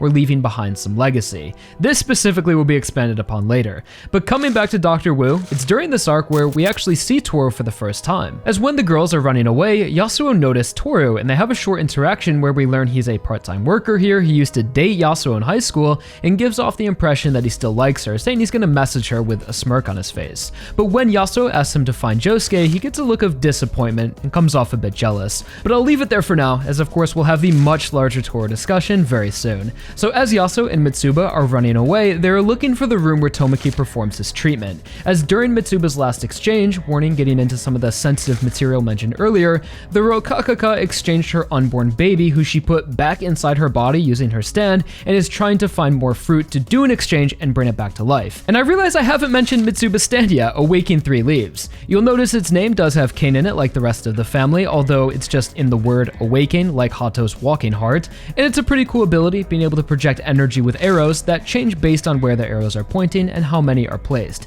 It's based on the geometric concept of vector space that is actually used in some really cool and clever ways that expresses the science behind the concept. And it also just so happens to be an incredible stand to combat Dr. Wu, as Mitsuba can place arrows to redirect the rock fragments and even drag them out of her body. And of course, it is one of the coolest designs in the entire part. So eventually the girls arrive at the lab, and while Paisley Park is hacking the lock, they watch a video presentation from Wu Tomoki on the details of the treatment, the way the fruit affects the body, how exchanges are performed, and that Tomoki has developed a technique to ensure patients' safety during the exchange, being able to block off vital organs like the brain, which he does by physically entering the patient's body using his rock fragments. This video was made for either a patent or sponsor, showing that the rock humans intend to go mainstream with the technology and will exponentially grow their operation, making them probably the #1 hospital in the world in terms of success rate, getting the rock humans much closer to achieving their goal. After the video, the room finally opens and we see an entire lab full of Rokakaka, and Mitsuba immediately grabs one and eats it, understanding the risk of exchanging a vital organ for the chance to save the baby. And when Mitsuba eats the fruit, she remarks it tastes kind of like a fig, but it's not sweet, it has a bitter taste. And this detail opens up larger symbolism of the Rokakaka, as it's been a strange MacGuffin even for JoJo. It's not as cool as a stone mask, stand arrow, or the corpse of Jesus. Yet in JoJolion, fruit is a reoccurring theme, with the Higashikata fruit parlor, Rokakaka, and now the new Rokakaka. So the reason why Araki chose fruit could come from his interest in theologies, which heavily influenced many of the characters and themes of Steel Ball Run, and is also present in JoJolion, as the part's name means the Gospel of JoJo, and there's of course the paralleling between Jesus and Mary and Josuke and Holly. So the Rokakaka could symbolize the forbidden fruit which hangs from the tree of knowledge in the story of Adam and Eve. And although the forbidden fruit is often depicted as an apple, this is actually a misconception that came from a mistranslation from Latin to Old English, as the word malum, meaning evil, can also mean apple, and it was never actually said what kind of fruit it was in the original text. Although after the fruit is eaten, Adam and Eve cover themselves with fig leaves, leading many to believe that the fruit was actually a fig,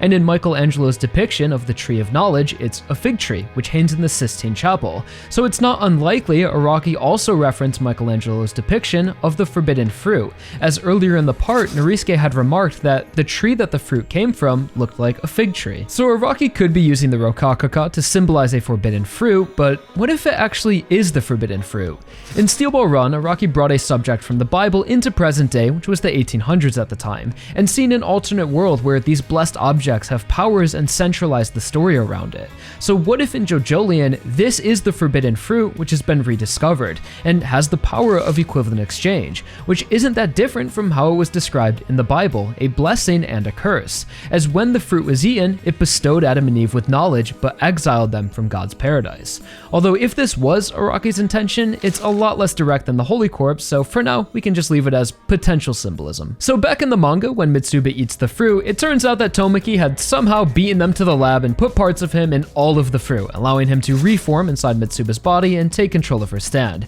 this being just the final desperation attack of the arc, which shortly ends as Josuke and Mamazuku arrive in the lab and Josuke just one-shots Tomoki immediately, which I thought discredited the efforts of Yasuo and Mitsuba, as of course Josuke is strong, but the fact that he was able to take out Tomoki so quickly without even understanding his ability felt a bit cheap, as it really should have been Mitsuba who got the final blow after everything Tomoki had done with her and their history. So with Tomoki defeated, the group reunites and quickly exits the lab, and when they're leaving, Mamazuku destroys all of the fruits. I'm not sure exactly what his motive was in this, as it might have been handy to hold on to a few as it could have saved some lives down the road, but it seems Mamazuku disdains the idea of the fruit being used as medicine and doesn't want it to exist, or at least fall into the hands of the rock humans. Or it could have been because the fruit was contaminated by the viruses that got in the air during the fight, and Mamazuku took it an extra step to destroy them all. But most likely, Araki was just removing these from the story so later down the line we don't say, hey, what about the Rokakakas in the lab? And this whole scene wraps up with Mitsuba having a successful exchange, as we see her nose has been turned to stone and her baby is safe, which is a permanent design change for the rest of the part that I actually think looks really good.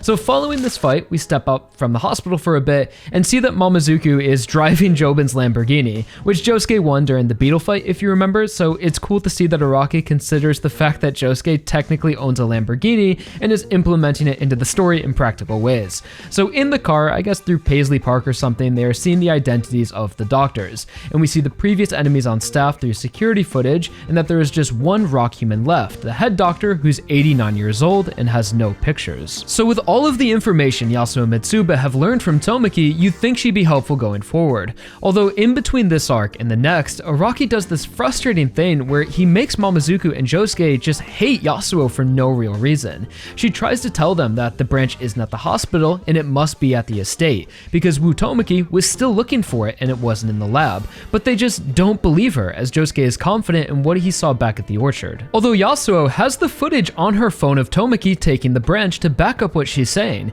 she could have shown it to confirm that the man they just killed was the same man who took the branch. And I doubt Paper Moon Kane's ability is still active, but even if it was, it never touched Yasuo or Mamazuku. So they could have been able to see a different branch from Josuke to clear up the confusion, but she never thinks to do that. It would be one thing if Mamazuku thought Yasuo was maybe being manipulated by the hair clip when she went to go check on it and had some evidence to support that, but instead he just accuses her of making that whole story up and gaslighting her into thinking it was all stress related. And Josuke just sits back judging her and doesn't stand up for her. Like the whole time off screen, Mamazuku was just shit talking Yasuo, giving Josuke a bro talk on not trusting women or something. And things somehow get even worse when Mamazuku asks if she has a suspect in mind who did take the branch, telling her Jobin is pretty suspicious and he started the fire. Yet Yasuo doesn't give a clear answer, even though earlier Wu Tomoki told her that he thought Tsurugi used Paper Moon Cane as a flying origami to mix up the branch, an ability which Yasuo and Josuke have experienced before, yet she never thinks to mention this, even though it perfectly explains the confusion. And it seems Josuke just has his brain turned off here, as he knows that Jobin still wants the branch.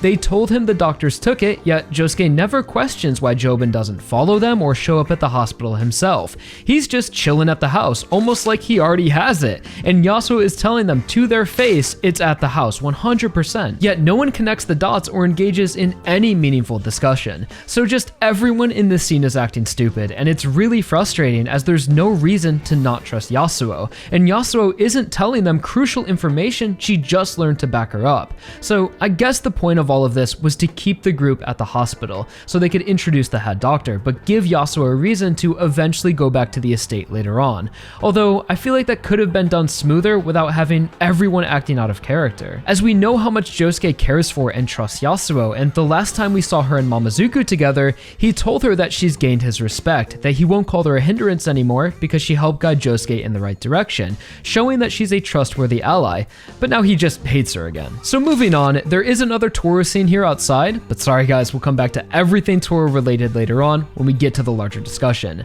But for now, we have just one more critical scene to discuss before we enter the final arc of JoJolion, which is the infamous Chapter 83 flash forward. So right at the beginning of Wonder of You, Araki decided to show an out-of-context moment from the end of the arc, giving the reader an idea of where things will end up and make us wonder how we'll get there. Within the flash forward, we see the family all hanging around the home like any other typical Higashikata afternoon. Joshua messing with Hato, and Daya is preparing their father some tea, who asks Tsurugi to calm him down. While Tsurugi makes his way upstairs, we get various panels of the family members and their stands, with a narration that talks about the nature of them, saying stands are the reflection of the shape and state of one's heart. But occasionally, there are changes in the heart. Sometimes, when one accidentally steps in the wrong place, something one had meant to keep shut down inside them will boil over like lava from a volcano. No matter how desperately you try to stop it, you won't be able to. And during this narration, we see Tsurugi walking upstairs where he's going to get Norisuke, who is revealed to be unconscious in a body bag that he begins to drag away onto the home's balcony while using his stand.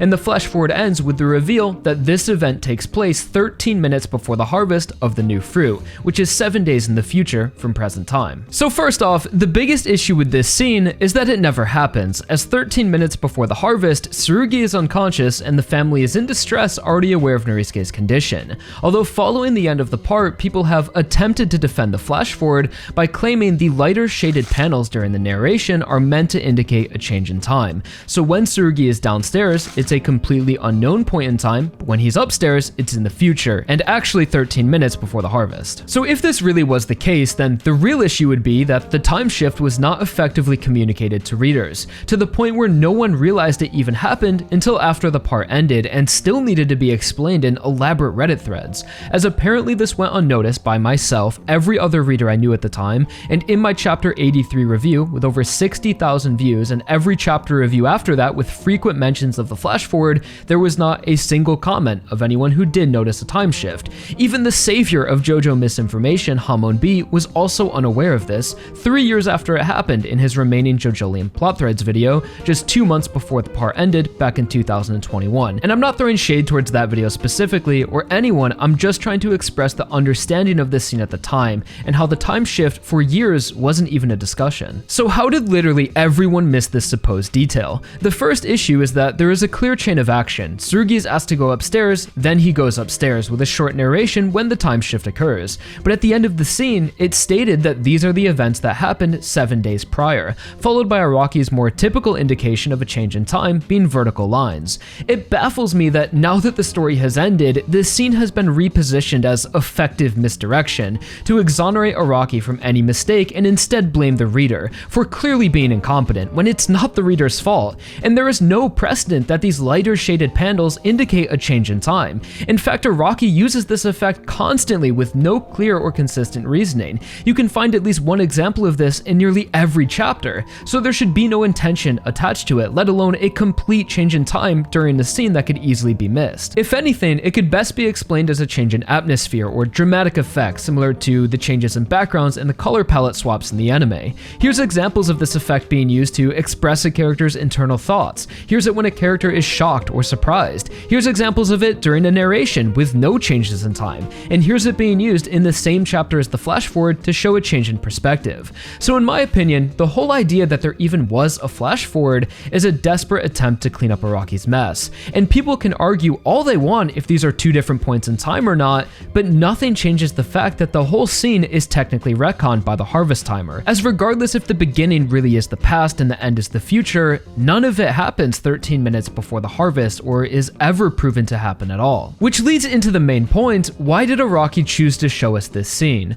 Flash forwards are used to skip ahead in order to reveal something of importance, usually pertaining to a character or setting. The point of this technique can be to increase tension, heighten reader engagement, create anticipation about the story's outcome, or try and mislead but eventually make sense in context. It's also a more creative way to tell a linear story that engages with the reader, as it encourages them to be more creative in how they experience the story, by making inferences, building anticipation to reach that moment, almost like a good twist, trying to figure it out before we get there. The TV writer Vince Gilligan, known for Breaking Bad and Better Call Saul, is a master of this technique, often starting episodes and seasons with what some might consider spoilers, outright showing the audience catastrophic events or huge character changes that will happen by the end, but by that time take on new meaning and context or subvert expectations. Although unfortunately, the JoJolion flash forward doesn't result in any of these benefits and is overall unnecessary, that never gives the reader the satisfaction of seeing things come full circle or recontextualize the event.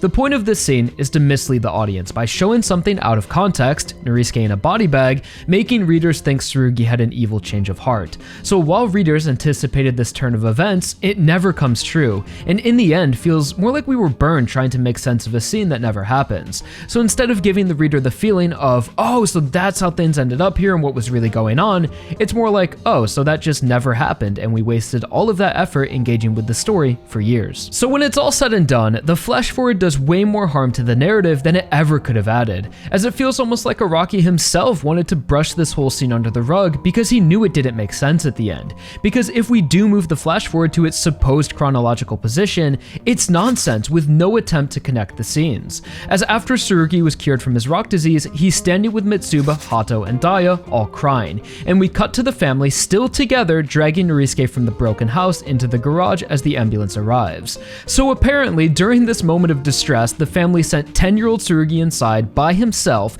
having to walk by his dead father to drag Norisuke all the way downstairs, when before we saw it took 3 adults to move his body and they were being careful when moving it. But now they just let Tsurugi drag him by his feet through the broken house, and it's never shown why he was using his stand either. The most sense I can make is that he used paper mooncane on himself to not completely break down when moving the body, but it's never clarified. Also, if you notice in the flash forward, Tsurugi walks up the stairs and drags Norisuke out onto the balcony that is on the complete other side of the house from the garage. So what did they do? Just throw him off the roof or slide him down some debris? Did they use their stands? If any of those were the case, it would have been nice to communicate that to the reader somehow. But even making that big of a stretch, it still doesn't make sense because they brought him from the house into the garage. So if Tsurugi was able to get to Norisuke from the stairs, there's no reason they should have gone out to the balcony without making some vast assumption about the character's activity off screen. So if the intention of the flash forward was to ultimately mislead, it's done so poorly and dishonestly, because there are circumstances in which the reader can enjoy being confused and even misled, especially in JoJo. If the reader can suspect they're being misdirected, a lot of the fun can come from trying to see through it and what's really happening. Just look at the way Tooru and Wonder of You are written for a good example of that. And if the story succeeds in fooling the reader honestly, it's considered a game well played, offering an enjoyable experience that makes sense in the end and even improves the story on a reread. However, if the writer fools them dishonestly by outright lying rather than misdirection, then they'll of course be frustrated and feel like they've been cheated. And that's exactly what this scene does. Just have Tsurugi say something like, "I need to step up, I'll go get granddad," even though that still doesn't make a lot of sense as it really should be the adults helping him, or just one panel of him in the house by himself to connect the scenes. If any of those happened, I could forgive the harvest timer, the balcony, and accept the time shift, but there's just nothing. So I really don't know what Araki's original vision was for this scene, as maybe all of this confusion simply comes down to the fact that he changed his mind, which isn't always a bad thing, as I'd rather Araki change directions than hold himself to a plot he doesn't feel passionate about only for the sake of consistency, like the infamous flashback man being dropped. But the problem here is that Araki told the reader this is what was going to happen, and it wasn't. So I think this scene is an unfortunate mark on JoJolion as a whole, that frustrated so many readers leading up to the part's conclusion and doesn't provide any benefit to the story. And in the same vein is the Harvest Timer itself, which began to appear around the Ozone baby arc. That's a good idea in theory, instilling a sense of urgency as it begins ticking down, letting us know that we're getting closer and closer to the climax. Although nearing the final days, it's jarringly inconsistent, being contradicted repeatedly, quickly losing its intended purpose. So I'm glad to finally get my thoughts on everything surrounding the flash forward finally out of the way. As if you couldn't tell by the unreasonable amount of time we've spent on this small scene, it's probably my biggest issue with JoJolion that I think is the most glaring issue within the part, that I would love to see some alteration to in a re-release or anime adaptation. So with all of that out of the way, we can finally move into JoJolion's final volumes and the Wonder of You, which is what I suspect most people waiting for part 2 wanted to hear about. And don't be surprised if sometime in the future this segment or parts of it are re-uploaded as their own video, for those who just wanted to hear my thoughts on Tooru and Wonder of You. So the Wonder of You, the Miracle of Your Love, is unmatched in terms of complexity and scale, being a completely new approach for Araki, juggling multiple plot lines with entirely different sub-arcs happening simultaneously, that eventually all connect by the end with one stand at the center of it all, that offers a compelling climax with plenty of twists and turns along the way, that by the end brings the themes of JoJolion full circle in a way only Tooru and Wonder of You could. Although that's not to say this arc doesn't also have its own issues, because believe me, it does, which we'll get into along the way. And I will admit, I wasn't crazy about this arc the first time I read it, which was over the course of 3 years, and my initial dissatisfaction mostly came from a place of misunderstanding. And now, I think it's almost necessary to reread this arc with at least a basic understanding of its larger themes, as like myself, I could see so many others reading these final chapters and just thinking, what the hell was that? Because it's abstract, and the first time you read it, it's a painfully long mindfuck, as we are trying to make sense of it all based on the preconceived notion of what a stand is and should be. But when returning with an understanding of Araki's intention and aren't so distracted by the flash forward or any other crazy fan theories like a Jobin Kato fusion, it reads a lot smoother, provides explanations for moments that felt like contradictions, and overall gives insight into what Araki was trying to achieve thematically and artistically with this conclusion. So picking up where we left off, this arc begins with Tsurugi's subplot, although I'm going to skip ahead to the next chapter where we first encounter the head doctor, so we can start the discussion surrounding Wonder of You as the ability impacts everyone else. But don't worry, we'll eventually come back to Tsurugi, and each subplot will have its own section, so I can discuss them in their entirety. These include Tsurugi's evolution, Jobin's descent, Josuke's resolve, and just Tooru in general. So I won't be going in exact chronological order to make things as cohesive as possible. So returning to Josuke, Mamazuku, and Yasuo, we go back into the hospital after their little regroup in the parking lot, recovering from the Dr. Wu fight, and we are now looking for the 89-year-old head doctor, Akafu Satoru, who we are sure is the leader of the Rock Human Research Group and whose face is still a mystery. Although shortly after questioning the front desk, the elusive head doctor surprisingly comes to them, walking right past Mamazuku, which kicks off our first chase, as no matter how fast they run after him, no one can seem to catch this 89-year-old man walking slowly away with a cane. Around corners, down a flight of stairs, out onto the street, he's simply unreachable. And during this chase, we are first exposed to Wonder of You's ability, trapping all of those who pursue in the flow of Calamity, an invisible path full of negative energy amplified by the stand's power, becoming stronger the closer one gets to either Tooru or Wonder of You. I'm going to assume by now that we should all be familiar with the mechanics of Wonder of You and how its power relates to the balance of positive and negative energy, connecting to the Holy Corpse almost being the flip side to that power, a topic which I discussed extensively in part 1 of the retrospective, and have just recently covered in videos earlier this year, such as The Strongest Stand in JoJo and Love Train vs. Wonder of You. So I highly recommend watching either of those videos if you're looking for a better understanding of Calamity energy, but I still wanted to start this segment off with a stand analysis that more so pertains to this arc's overall themes, which through my understanding is surrealism and expressionism. So I get that saying JoJo has an element of surrealism is by no means a novel take, as surreal has always been a word synonymous with JoJo, the quality of being bizarre, uncanny, or dreamlike. It's simply in the series' DNA, and the way Araki has always expressed his creativity, looking at the world around him and wondering what lies beyond the rational mind, what magic is there in the world we can't see, which leads to a lot of Araki's great ideas. But what makes Wonder of You special in this regard is that it surpasses the general observation of surreal, but rather expresses the imagery and philosophy of surrealism. What I mean by this is that in modern usage, the word surreal has just become a catch-all for the bizarre or irrational, when Surrealism is an entire art movement with its own philosophy, visual language, and pioneers. And Wonder of You, as I see it, is created in the image of the Surrealism movement, which is why it's so confusing and dreamlike, often described as a fever dream. And this is the arc's greatest strength, but also its biggest hindrance. Because if you're just trying to enjoy JoJo and don't care about any greater symbolism, surrealism, or even have that connection in mind, this arc is going to be a train wreck, or at the very least feel significantly more messy and chaotic than the previous conclusions. You'll try your best to identify Wonder of You's capabilities and the ongoing attacks with a rational mind, but will only be met with confusion, contradictions, and more questions than could ever be answered. But if you recognize the surrealism element, understanding it's not supposed to be rational and just kinda go with the flow, you can see how Araki uses a stand to represent surrealism itself. Which I totally get, not everyone will appreciate that, and is by far the most avant-garde Araki has ever gone within JoJo, in my opinion, risking that disconnect with the reader and accepting not everyone will understand the intention, for the sake of trying something new and unbound by the logic of JoJo's world. But when looking back, that's kind of always been the goal of the final villain stands, that pushed the boundary of Araki's creativity and what we thought was possible for the series. So I get that saying this arc doesn't make sense or that it's messy because it's supposed to sounds like a truckload of copium, but I promise after we take a deeper look at the connections between Wonder of You and Surrealism, the larger intentions will reveal themselves. Starting with the Surrealist movement, this art style emerged in Europe during the turbulent years following World War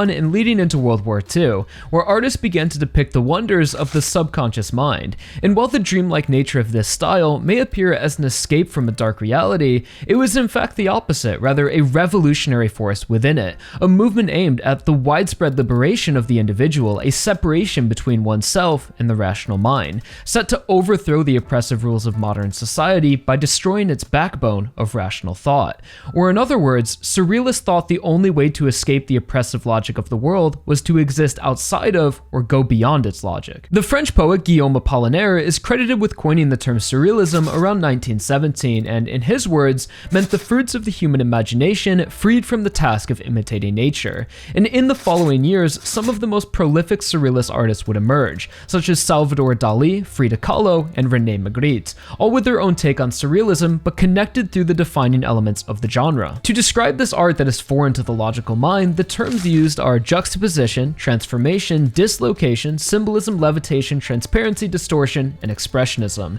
And through these traits, one's art can give off that signature dreamlike appearance and feel. So when looking at Wonder of You, you'll first make the connection to the aforementioned artist René Magritte, who isn't simply referenced in this arc, rather paid an incredible homage by Araki, recreating his famous work Golconda on 3 separate cover pages, as well as Wonder of You's entire design is based on the reoccurring man seen in many of René's paintings, simply known as the man in a bowler hat. And within all of the paintings that feature him, his face is always hidden, obscured, or removed. And this theme is recreated in JoJolion, as early on in the arc we had only ever seen the head doctor from the back or with his face obscured, and it's later said by Holly that the head doctor has no face. And I've discussed the symbolism in a video before, which goes more in depth on the subject and René's influence, as well as more into the stand's name and design, which will be linked in the description if you want to learn more, although even that was a few years ago and made before JoJolion ended, and upon further reflection, I've realized the roots of surrealism run even deeper. Going back to the defining elements of the genre, it's more than just a coincidence that Wonder of You hits every single point. Starting with juxtaposition, combining unlike or unexpected objects to create visual contrast, this is best expressed by Wonder of You's design, with the only part of the stand being shown is its face, creating that visual contrast and uncanny visual of something that looks human but isn't. Next is transformation. This one is a bit more obvious as the stand is constantly altering its form, structure, and appearance, going from a tangible object to a reflection in a mirror or glass to literally changing its face before our eyes, and often having an unnatural body shape or just seen floating in the air. These qualities also hit on transparency, distortion, and levitation. Another defining element is dislocation, the theme of placing objects where they don't typically belong or making something look out of place. Have you ever questioned why Wonder of You appears to be everywhere at once, even places that don't even make sense? Like when Mitsuba sees the head doctor far out on the Higashikata property seemingly for no reason, almost like it's a dream or a hallucination. And lastly is the theme of expressionism, which is when art seeks to depict subjective emotions depending on the individual rather than an objective reality, essentially meaning everyone will see the art differently. And this theme is evident within this arc, as unlike any other father's stand, Wonder of You is constantly changing depending on the person who sees it. It's literally in the stand's description that it will change from its human face to the stand face once the observer realizes the head doctor isn't a real person, and two people can look at the stand and see entirely different faces like a piece of art. And this is best depicted in chapter 98, which just in general reads like surrealist art in motion, with every move from the head doctor making you feel like you've stepped into a dream. And the expressionist element is also reflected in the stand's activation, as Mamazuku figures out that the stand attacks based on this system of karmic retribution, and is almost able to control it, revealing someone's negative karma while exposing them to the head doctor using Calamity in his favor. So everyone's experience with Calamity is different depending on the kind of person they are. And lastly, as if the intentions and connections were obvious by now, another key element of surrealism is automatism, an action performed unconsciously or involuntary, which in the world of surrealism is the practice of expressing the mind in the absence of any control exercised by reason, essentially allowing the subconscious, the abstract realm of dreams and memories, to take over, letting go control. Now let's look at the mechanism behind Wonder of You. In Tooru's own words, he says, "I'm not really entirely sure what happens at only 1 centimeter away, because it's the first time. I don't really understand it either, seriously." And later on says to Yasuo, "Calamities make no distinction between right and wrong. Even I don't honestly know what's going to happen to you." So Tooru can't directly control Wonder of You. Its power is completely automatic. He simply wears Calamity around himself like invisible armor that attacks anyone who comes close, which is out of his control. His only real influence on its power is to select the priority of the attack, which even then is more of an instinctual action, focusing Calamity on whoever Tooru feels is the biggest threat at the moment. So it's almost too perfect that it's also an automatic type stand, considering Magritte's work has been critically described as psychic automatism in its pure state. And that about wraps up my argument for the larger meaning and symbolism baked into Wonder of You,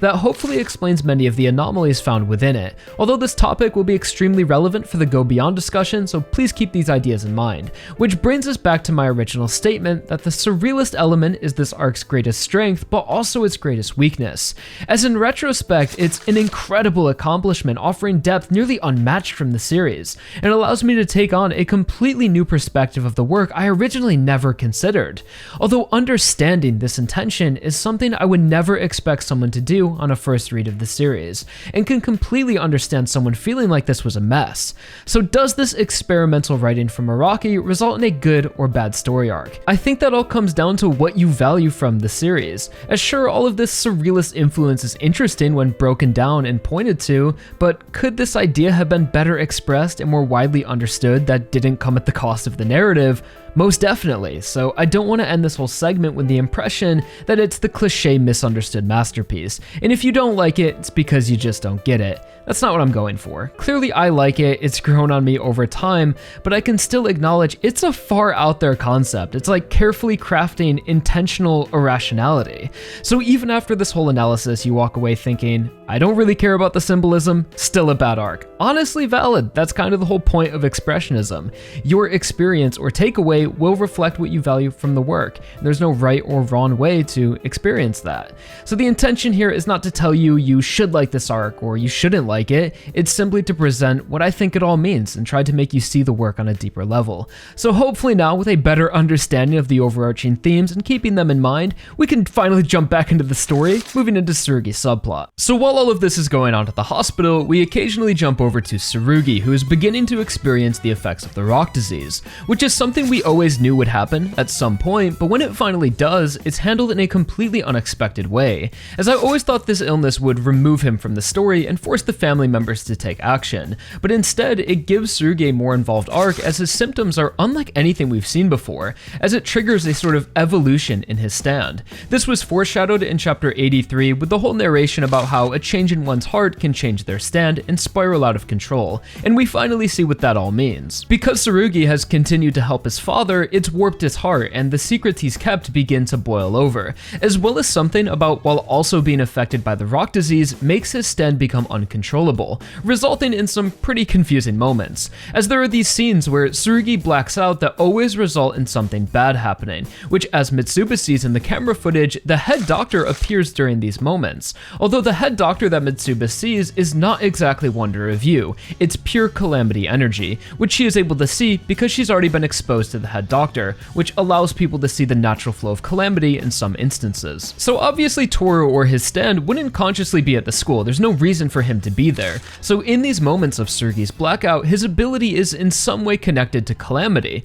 although this is never really elaborated on. Whether Tsurugi was experiencing moments of psychosis and using Paper Moon Cane in a harmful way, or his stand was evolving into something that controls Calamity is all up in the air. But what made these instances so confusing was that we never got to see what happened during these blackouts or what this new ability was, which read in a similar way to, say, King Crimson from part 5, where in an instant we skip through time, like when the baby falls in the fountain, or in one step Ojiro just teleports a few good feet off the cliffside, which did absolute gangbusters for fan theories at the time, hoping Araki would bring back King Crimson through this evolution to the family with the Kane naming scheme, which of course didn't happen, as whatever was happening here, it's all reverted when Tsurugi was cured. And that's kind of my main issue with everything surrounding Tsurugi during this arc. It feels like there was a real point Araki was building to and wanted to make between the rock disease, the rock humans, Rokakaka, and Calamity. But by the end, it's all just too vague with no clear answer. Is stone and rock supposed to be a metaphor for calamity and curses?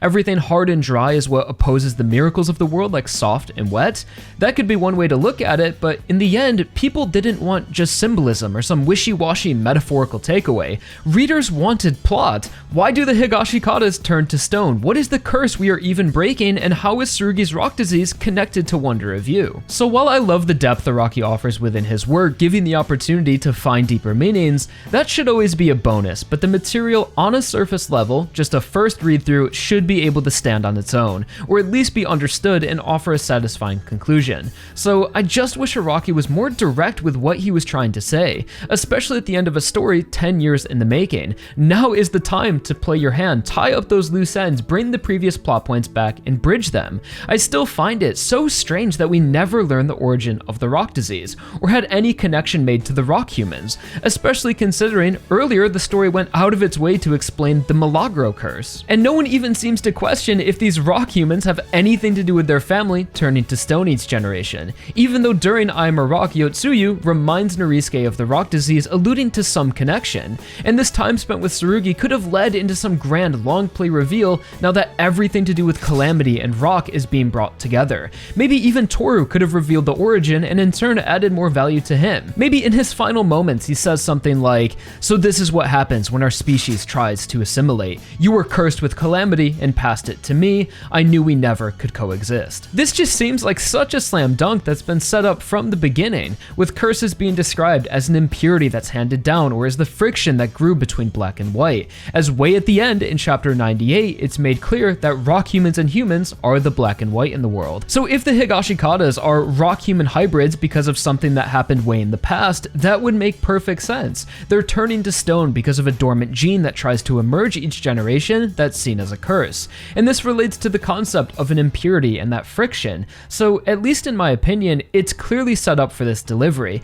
as in the end, the curse is broken when they give it back to a rock human. But for whatever reason, it refuses to stick the landing, leaving no answer. Which even after 2 years, I just can't see any reason or benefit it offers leaving it unanswered. So I really would have preferred if all of this time spent with Tsurugi eventually led to something substantial that provided answers to these long-standing questions that seem to be connected. But in the end, it's more or less just more misdirection, making us question if he'll turn bad or go out of control if he's not cured, which I get relates to the idea of Jobin warping his heart, but in retrospect, it just feels unnecessary and overcrowded as the stakes are already high, and this plotline doesn't really commit to any idea fully and leaves the story with a bunch of, hey, whatever happened with that moments by the end. So honestly, considering how bloated this arc already is, maybe focus on consolidating Wonder of You before throwing whole new ideas that just leave more questions on the table. Like, what even is this? Is Tsurugi turning into Paper Moon Cane? Is his stand consuming him?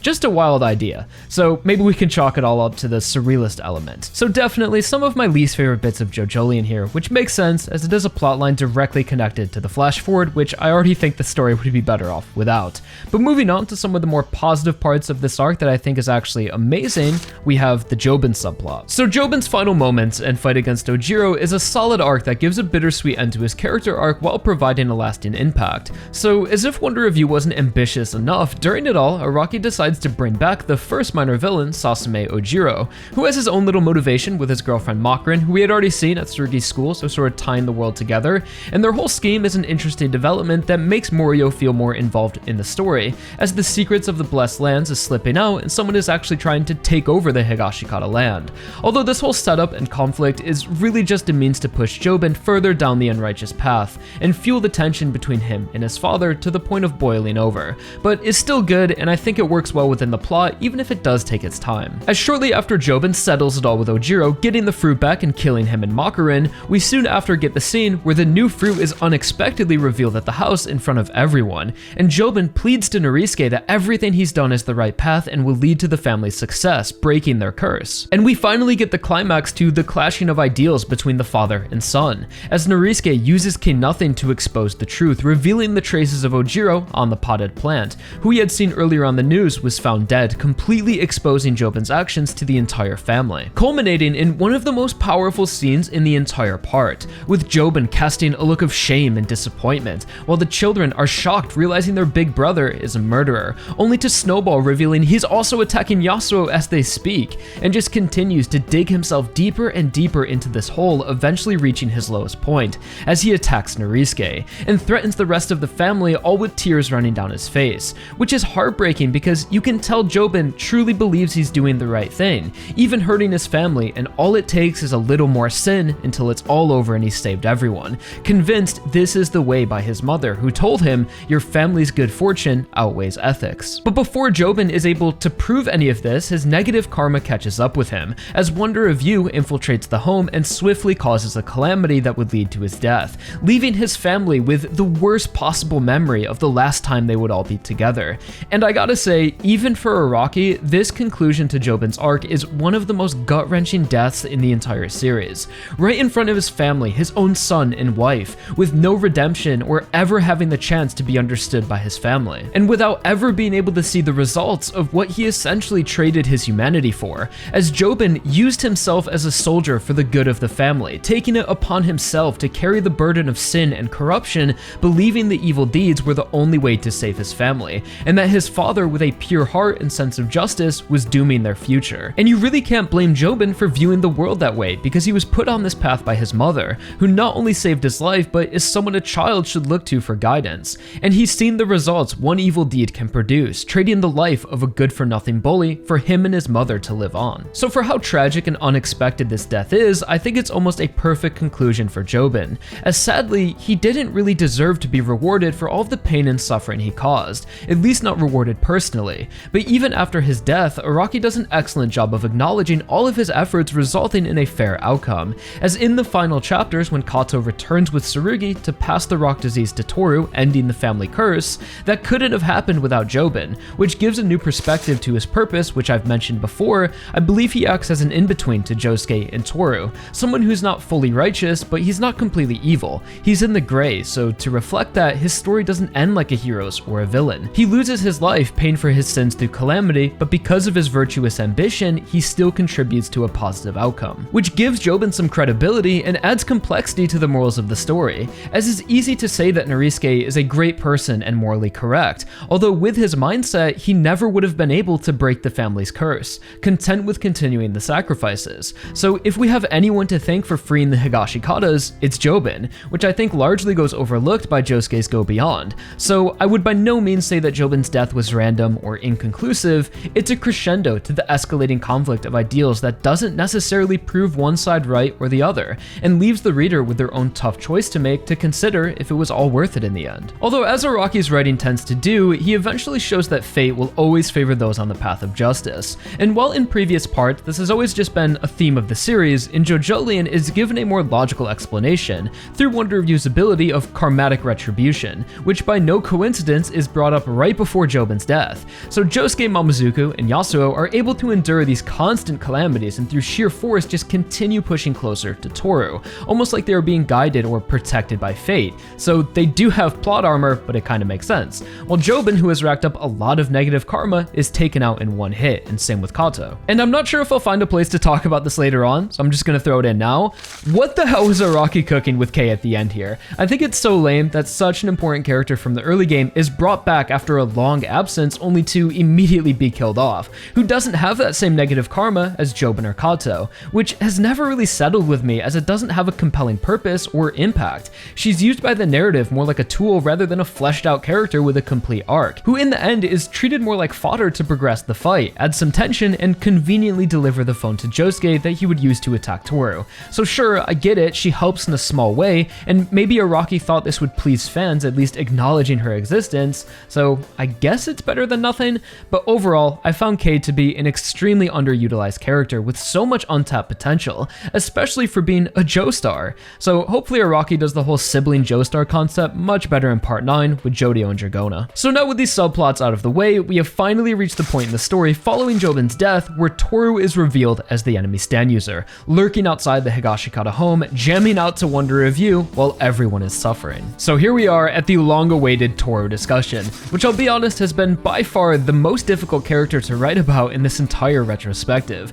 as I find myself constantly reflecting on the work, rewriting segments, and just trying my best to find the truth in it all, whether he's really the misunderstood masterpiece or the worst villain in JoJo. I guess it's time to find out, which is going to be some opinion and some objective criticism. So let's start with the way he's introduced, which is Araki's most deliberate attempt at a twist reveal main villain. His first appearance is in chapter 81, which I've already went into during the Dr. Wu arc. It's a short interaction that just plants the seed for the character, where we learn he's Yasuo's ex, works part-time at the hospital, expresses some interest in her, is a bit jealous of Josuke, and is probably wrapped up in all this rock human business, and that's where we left it. So although Tooru is introduced shortly before Wonder of You, which is a massive red flag like, I wonder who the stand user is, maybe the character that was just introduced alongside it, I still think Araki did a good job with the misdirection, as we are presented with inconspicuous facts that initially clear Tooru's suspicion. As I remember reading Monthly thinking, there's no way Tooru's the head rock human. He went to high school with Yasuo, Yasuo remembers him, he maintained a relationship, he looks super young, and we've seen him and the head doctor in the same place. But there's a lot more than just misdirection, as a great twist needs to be one of the last things the audience would suspect, but when revealed, should be the only possible answer,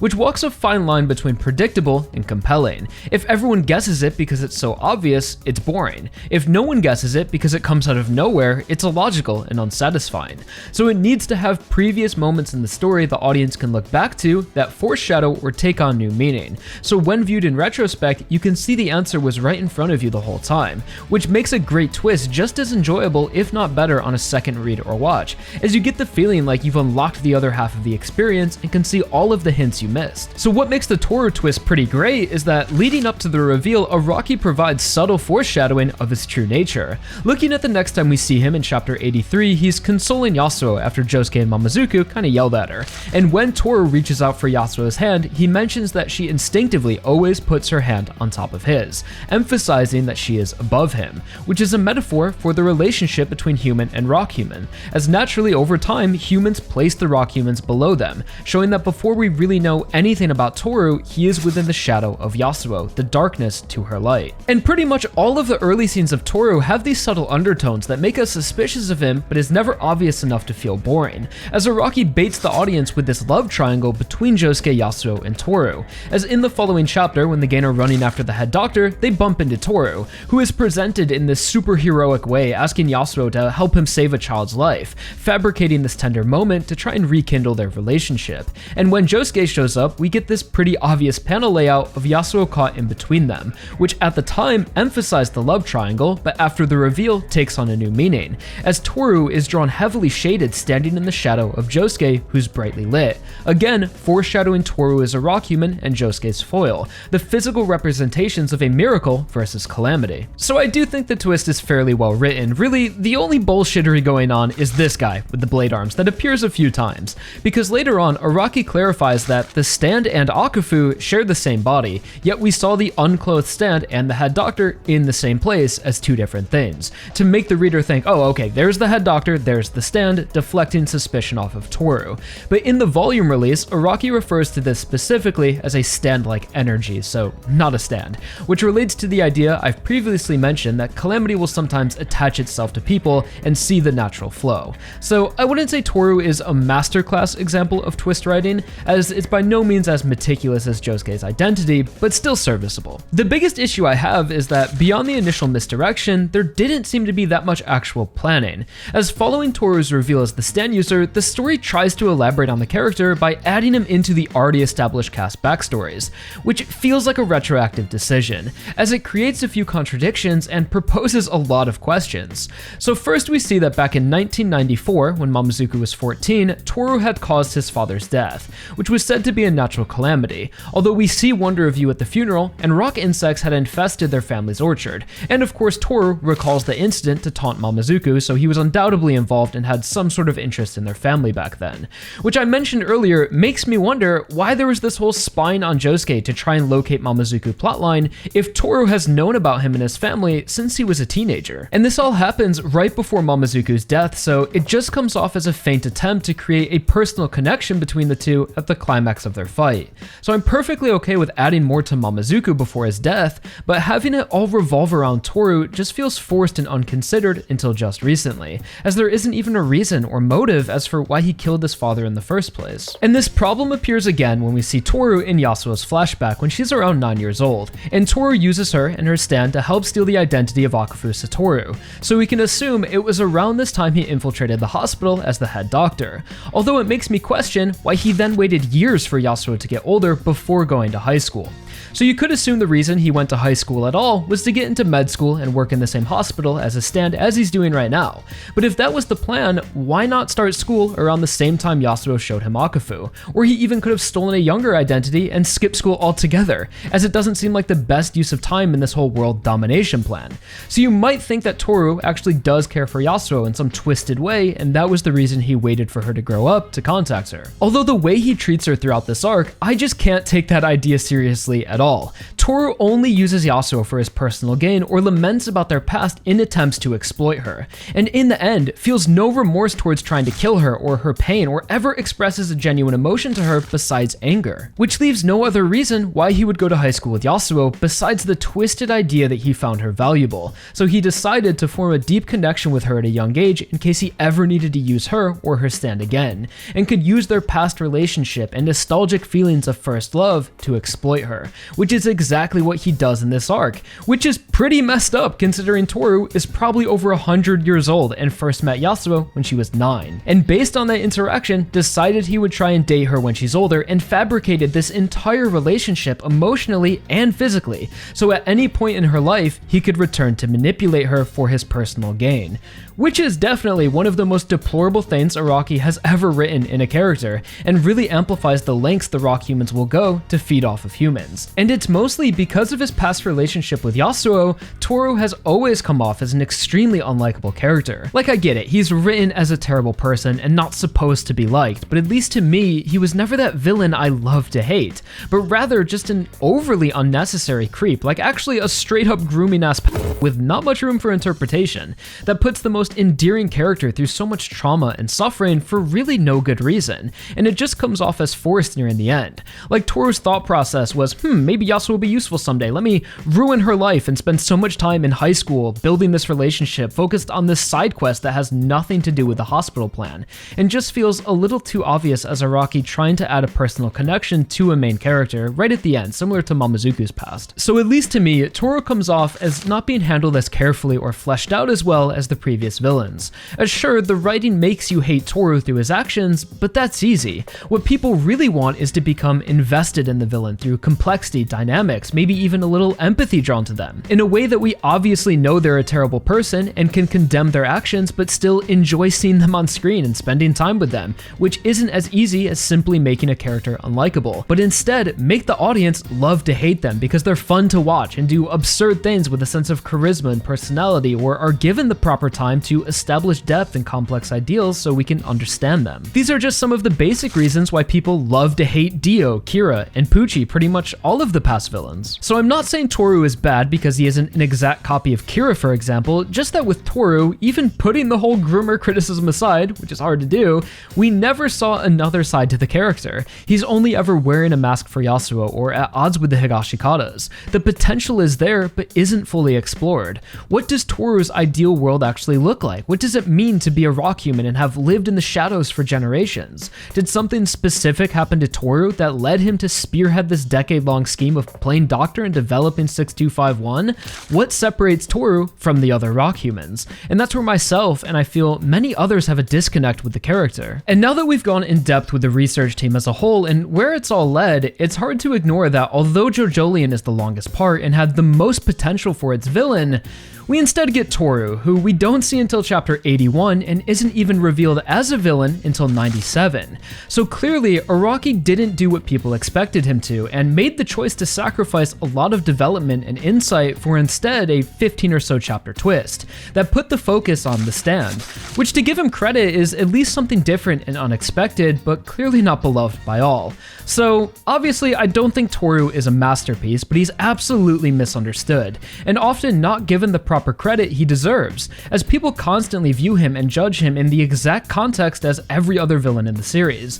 and deemed bad because he's so different, while ignoring the fact that he's not written with the same intention, leading to so much reaching and mischaracterization trying to artificially add depth to a character who is only given a fraction of development as previous villains, limited to the mindset that Tooru has to fit the mold of what came before. This case for Tooru's depth and greater meaning is often presented with his philosophy of dreams and memories, which I'm sure is something you've all heard before, but I feel like has been parroted to the point where people don't even understand what they're saying, claiming Tooru is a man stuck in the past, never changing, hanging on to his precious memories, trying to create some legacy to permeate his existence through memories, and in turn makes him a perfect foil to Josuke, who only thinks in the present, making new memories, letting go of his past. I don't know where people extracted this idea from, but I guess it sounds sophisticated enough to persuade opinions, as it seems dreams and memories is always the default response to any form of Tooru criticism, and is something I've been seeing regurgitated in nearly every Tooru related comment, video, or thread I've come across when researching and writing on the character. When the reality is, everything Tooru has done is with the future in mind. His actions are all in pursuit of a better future for the rock humans to grow, expand, and reach new heights, fighting not only for himself but for his species, dedicating his life to the rock humans' survival,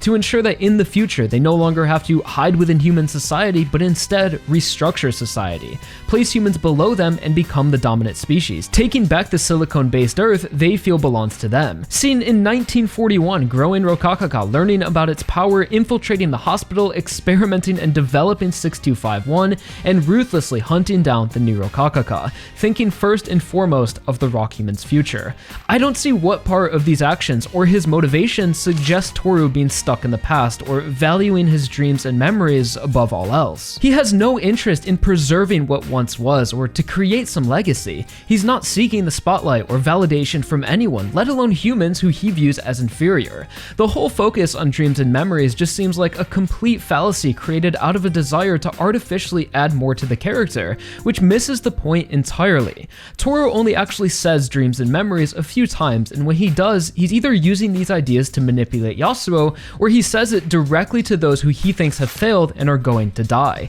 This is because Toru's concept of dreams and memories represents failure and one's inability to achieve their goal, which is a very rock human-like perspective, being creatures who lack empathy and may view these hopeful sentiments humans have as just another reason why they're so weak. As Tooru says, "Farewell Yasuo, when everything's over, all that will remain are dreams and memories." He's saying that when Yasuo is gone, nothing she ever tried to achieve will be realized, and all that will remain is the dreams and memories of her failed ambition within Tooru, leaving no tangible effect on the world. This position is further defined the next time he mentions this philosophy to Kato, saying, "There is a rock atop some other rocks. What that rock witnesses is only dreams and memories. Memories of the landscape from those scenic cliffs, only those dreams remain, that which remains in the end." In this scene, Tooru represents the rock atop other rocks, as he's the rock human at the top who bears witness to the dreams and memories, as that's all that remain of those who oppose him, dreams that were never realized. Tooru continues to taunt Kato, saying that her son is lying dead covered in blood without having any of his desires coming true,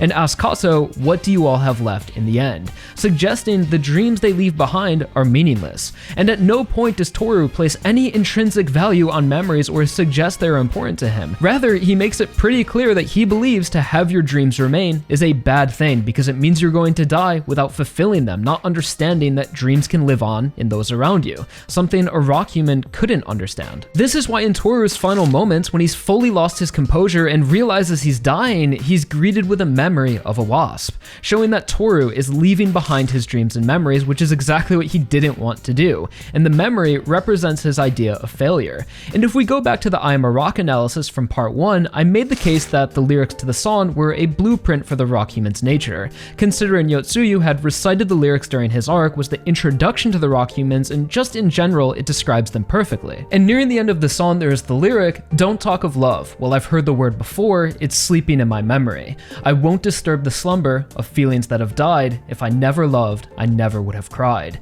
Which means in order to disconnect from the world and to be a rock and an island, you need to separate yourself from others in sentimentality. Bury your emotions, memories, and any feelings of love. As if you have no one to love, you'll never mourn someone's loss. You'll never get hurt or be disappointed. And relating this to Tooru, during his arc, we learn about the birthing process for rock humans, and that after they are born, not even their mothers have an emotional connection to the child and will abandon them in the forest, leaving the child to fend for itself and hopefully be able to attach itself to a hornet, where once taken to the nest, the child will seek out the queen and take over its body, and will then spend the next 17 years taking host of generations of queens until it undergoes metamorphosis and becomes full grown, killing the queen and the entire nest in the process. And it's said as the baby seeks out the queen, it's all based on instinct, and the child will cling onto the hornet as if seeking love or maternity. So the queen is the closest thing a rock human will ever come to feeling love or family, but once they're fully born, they kill, abandon, and bury those feelings in their memory, making sure not to ever disturb their dormant feelings of love. But when Tooru is defeated by Kato of all people, a mother acting to protect her family and whose hair strongly resembles a hornet's nest,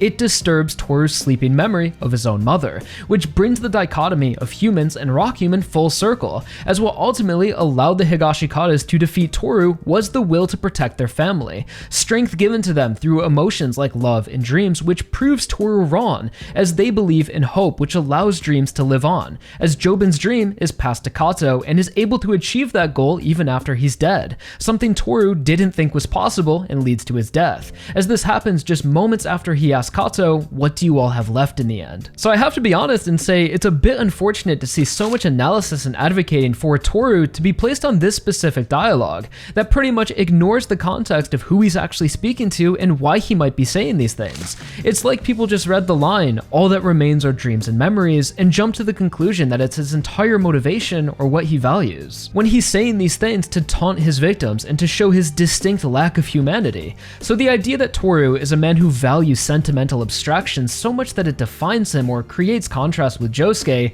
is, in my opinion, a gross mischaracterization and just ignores everything that's led up to him and why he's even fighting. And if you really wanted to make this a parallel between Tooru and Josuke, it makes more sense that Tooru misunderstands and devalues memories when Josuke, our representation of hope and humanity, holds them close to his heart and are what make him strong, remembering the precious time he spent with Yasuo, his family, and doesn't bury his past, as he's fighting for Holly, showing the importance of dreams and memories. And I feel like I had to mention this somewhere in the segment, but the whole repetition of dreams and memories definitely feels like a bridge to the surrealist themes found in Wonder of You. And I kinda like the idea that Tooru, the man who misunderstands what dreams and memories really mean, also doesn't understand Wonder of You, which acts in the image of the subconscious mind. So following JoJolion's conclusion, there was very much a desire for more out of Tooru, leading people to cling on to every drop of dialogue trying to decipher some greater meaning or alternate motivation, pointing to a lot of the dialogue he shares with Yasuo. But again, you have to understand, leading up to Tooru's reveal, he's only ever trying to manipulate Yasuo and pull her away from Josuke, and you can't take his words at face value as he understands humans value memories and views this as a weakness. This all began when Yasuo gets wrapped up in the Dr. Wu fight, then immediately Tooru begins to appear, and the more Yasuo pursues, the harder Tooru tries to win her back, like his insanely desperate voicemail saying he loves her more than he ever has and he has no idea why he left her, and wants to meet up at the place where they had all of those dreams and memories together. So the first time Tooru even uses this phrase, it's a lie, trying to exploit Yasuo's emotions and get her away from Josuke. Another instance of his manipulation is when he's talking to Yasuo about his frustrations when his wireless charging patent was rejected by a bunch of major companies, that pretty much told him he's too late, it's already been done. And this rejection has led some to think that this altered Tooru's motivation, and now he's trying to create a legacy, to be the first person to accomplish something revolutionary and be remembered for that, which is apparently ultimately why he's so focused on the Rokakaka medicine. This interpretation, in my opinion, is complete nonsense. The idea that Tooru would be proud of creating a patent for wireless charging or even care what humans think about him goes completely against his known actions, as Tooru had already been working on 6251 a whole decade before this apparent rejection. And if we actually look at the context in which he's saying these things, we can see the larger intention. He's speaking to Yasuo after her first attempt at reaching the head doctor, so he knows that she's working with Josuke and they're trying to stop him. So the way I see it is that Tooru uses the wireless charging story as an excuse to get back Yasuo's trust. As he first says, Yasuo inspired him to pursue the idea, as back then she spoke in the way of a goddess, saying electricity spills out and flies into the sky, which Yasuo makes a face at and doesn't even remember saying, alluding to the idea that Tooru could just be gaslighting her, as he goes on to say that after he was rejected, he felt a lot of anxiety and anger and just wanted to disappear, which is the excuse he uses for why he stopped contacting Yasuo. But after knowing who Tooru really is, this whole story is clearly just bullshit. He only ever returns to Yasuo when he needs something, lying and manipulating her time and time again. Notice how with this story, he makes Yasuo think she gave him the idea, which led to his anxiety and anger,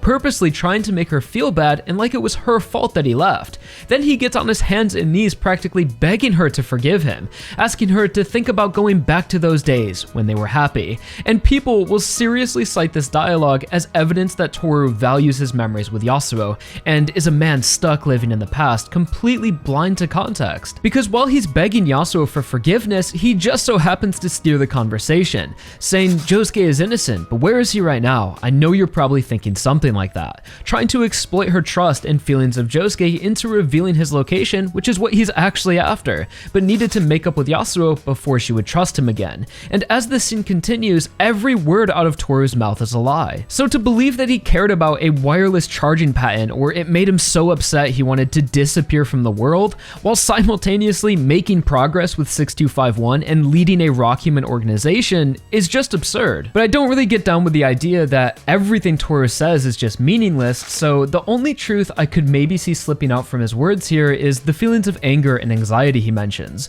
Angry about the state of the world considering he spent his whole life for one purpose, to change it, and the anxiety of never achieving this goal, as this ties into the dialogue he had when he first met Yasuo, as in the past it makes more sense for him to be honest with a little girl who wouldn't remember or understand the truth behind his words, as he's very honest telling Yasuo he's in need of a very specific kind of person who would turn out to be Akafusa Tooru. And in this scene, Tooru says he's a troubled soul who's lost his way. The moment I find the path I'm searching for, I'll leave down it. And this is genuinely some of the only insight we ever get into Toru's personal life, when there is this huge gap in his life we never learn about that unfortunately makes it even harder to believe in him, as during JoJolion's epilogue, we see him growing the Rokakaka in Japan in 1941, yet it took him 60 years to do anything meaningful with it? Did it take him all of that time to come up with the doctor plan or to assemble the rock humans? Did he try something else before and fail? What was his original way he says he had lost? So there is potential here for a more fleshed out villain who readers may have even been able to sympathize with if we just knew more about him, but it's never explored. So coming back to the original point of this section, I find it ironic that most of the discussion I've seen that advocate for Tooru will often base their entire arguments on this misunderstood analysis of dreams and memories,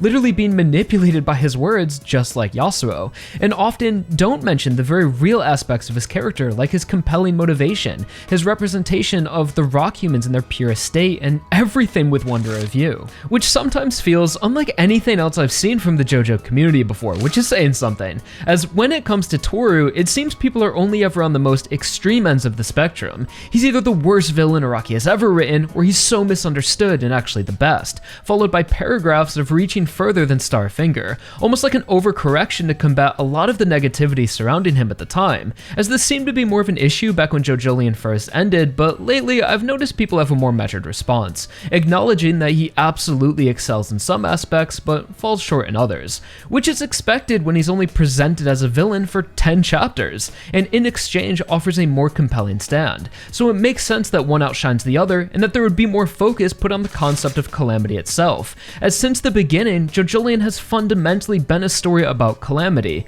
and Tooru isn't Calamity, he's merely a harbinger of its power that plays a necessary role in Josuke's story, but isn't the story. And that brings us back to Josuke, who we really haven't talked about in a while, as if you noticed, he's distinctly separated from the larger climax. He's not there for the harvest of the new fruit, to hear the villain's final monologue, or to even deliver the finishing blow. He's isolated back at the hospital, opposing Wonder of You, fighting an enemy who has no face, no identity, and steals the faces and names of others. And it's because this concept Wonder of You represents is Josuke's true adversary. Josuke's fight for the entire part has been with himself. He's always looked to the past and held onto faces and names that don't belong to him, always wondering if he's Kira Yoshikage or Josefume Kujo, or if his thoughts are even his own. And Wonder of You is a reflection of who Josuke was for a majority of the part, essentially coming face to face with himself, a man trying to replicate the identity of someone else. And his ability to literally go beyond Wonder of You symbolically proves his individualism, showing that he is more than, he is beyond just an adopted identity, destroying the personification of his own insecurities and finally becoming his own person. So while Tooru and Wonder of You are technically one entity as their words and ideas come from the same mind, they fulfill very different roles. As Tooru, the manipulative and parasitic rock human, is the villain for Yasuo and the Higashikatas, who have been plagued by rock creatures and the rock disease their entire lives, while Wonder of You is more thematically appropriate for Josuke, being those physical embodiments of a miracle and Calamity, who in the end, Josuke still needs to defeat even after Tooru has died, fully overcoming his lack of identity, as in this post-mortem state, Wonder of You truly has no face. So Josuke never needed to be the perfect foil to Tooru's personalities or ideals, and I don't think he was ever supposed to be. So I hope that gives people a better understanding of why Josuke and Tooru are written so differently from the typical hero-villain dynamic in JoJo. Hell, Josuke didn't even know he was fighting Tooru until chapter 104,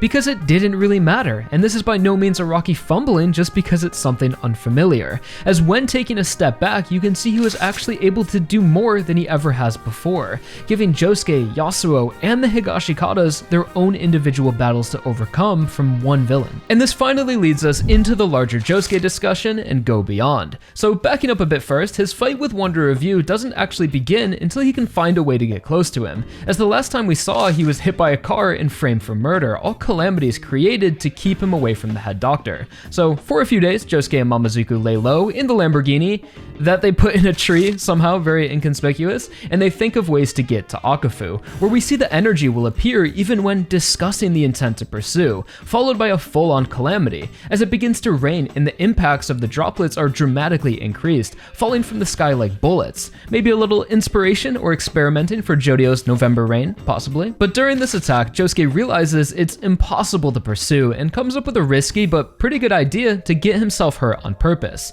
So he'll be taken to the hospital unconsciously as to not trigger the Stan's attack, which works. Yippee! And back at the hospital, we get one of the best chapters in this entire arc, Whole Lotta Love, where Josuke for the first time meets his mother Holly, who for the time being is well enough to come and save her son following another calamity as he woke up. And we see Holly has numbers, arrows, and messages written all over her, which she put on herself to use almost like a dial timer and to remind herself of what's going on, with the rocks moving across her body showing how much time she has until they reach her brain and she loses consciousness. Certainly a reference to Jailhouse Lock from Part 6, as Holly says the sequence of events are repeating, but beyond just the reference, this works to give Josuke a limited amount of time to see Holly focusing on what's important and adding more depth to his motivation. So these moving rocks on Holly seem to be a progression of her disease and an effect caused by the trials of the 6251 medicine, which during this chapter, spliced in between the scenes of Holly and Josuke, is the head doctor's lecture, so we learn about it while seeing it used, with these two scenes expressing the ever-present theme of balance, rising and falling, with Josuke and Holly suffering from the side effects while the head doctor is being celebrated for that same medicine. So Holly's return comes with two main intentions, a whole lot of exposition and to show Josuke he has a place in this world, as Holly is at least somewhat aware that Josuke is not the Yoshikage she once knew, as her illness will intermittently restore her memory and comprehension, although she doesn't want to waste the limited time she has to question exactly what happened. Regardless of circumstance, she still accepts him as her son, showing the same unconditional love Josuke Josuke has shown for her. So although Josuke is a different person, they still have this psychic connection that transcends memories and whatever calamities may try and separate them. As although Holly refers to Josuke as Yoshikage, he rejects this past identity, but understands what Holly meant by it all, saying, "My name is Josuke Higashikata, and my memories from when I was born are long gone from this world. But even so, there is something I am certain of. I am your son. No matter where I go or what era I live in, that I can believe in, Mom." Which is an absolutely beautiful scene that's necessary for Josuke's development as a person and finding his place in the world. And we have that reversing of the Pieta, now with Josuke holding Holly,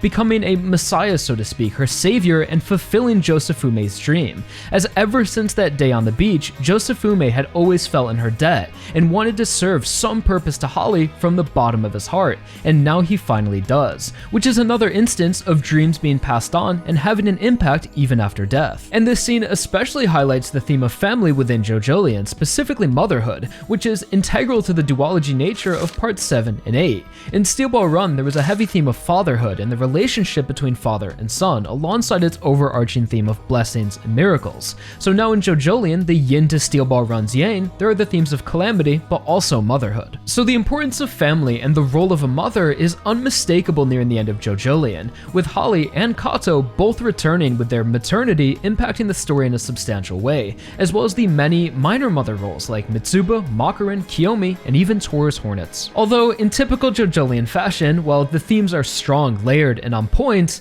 the actual finer details of the plot, not so much, as Holly dumps a lot of info on us here, which finally explains her condition and brings up previous events. So we already went over in the beginning, Holly's condition was caused by the rock humans using her for their clinical trial. Although, by the end, I feel like her story is still left super vague. So we know that Holly was a doctor well before the rock humans showed up, but Wu Tomiki told us that Holly built the special lab for the fruit and failed in her research of it, whatever that means. So was she working with the rock humans for some time? Was it after this failure they started experimenting on her? Why did they choose Holly, a doctor already researching the fruit for some reason? Did she learn the truth behind the rock humans and instead of killing her, they kept her as a prisoner to test on? It would be nice to know these things considering her illness is the catalyst for the second half of the story. And the more we learn about Holly's past, it creates this vain irony when looking back on Vitamin C, as her son Kira gave his life to get a Rokakaka to save her and kept this a secret, the same fruit which caused her illness and that she had already been working with and probably had easy access to considering she built the lab for them. And this ironic unawareness also spreads to Damo, because remember, Damo said his team spent 4 months investigating injured and sick people all across Japan until they found Holly, which led to Kira.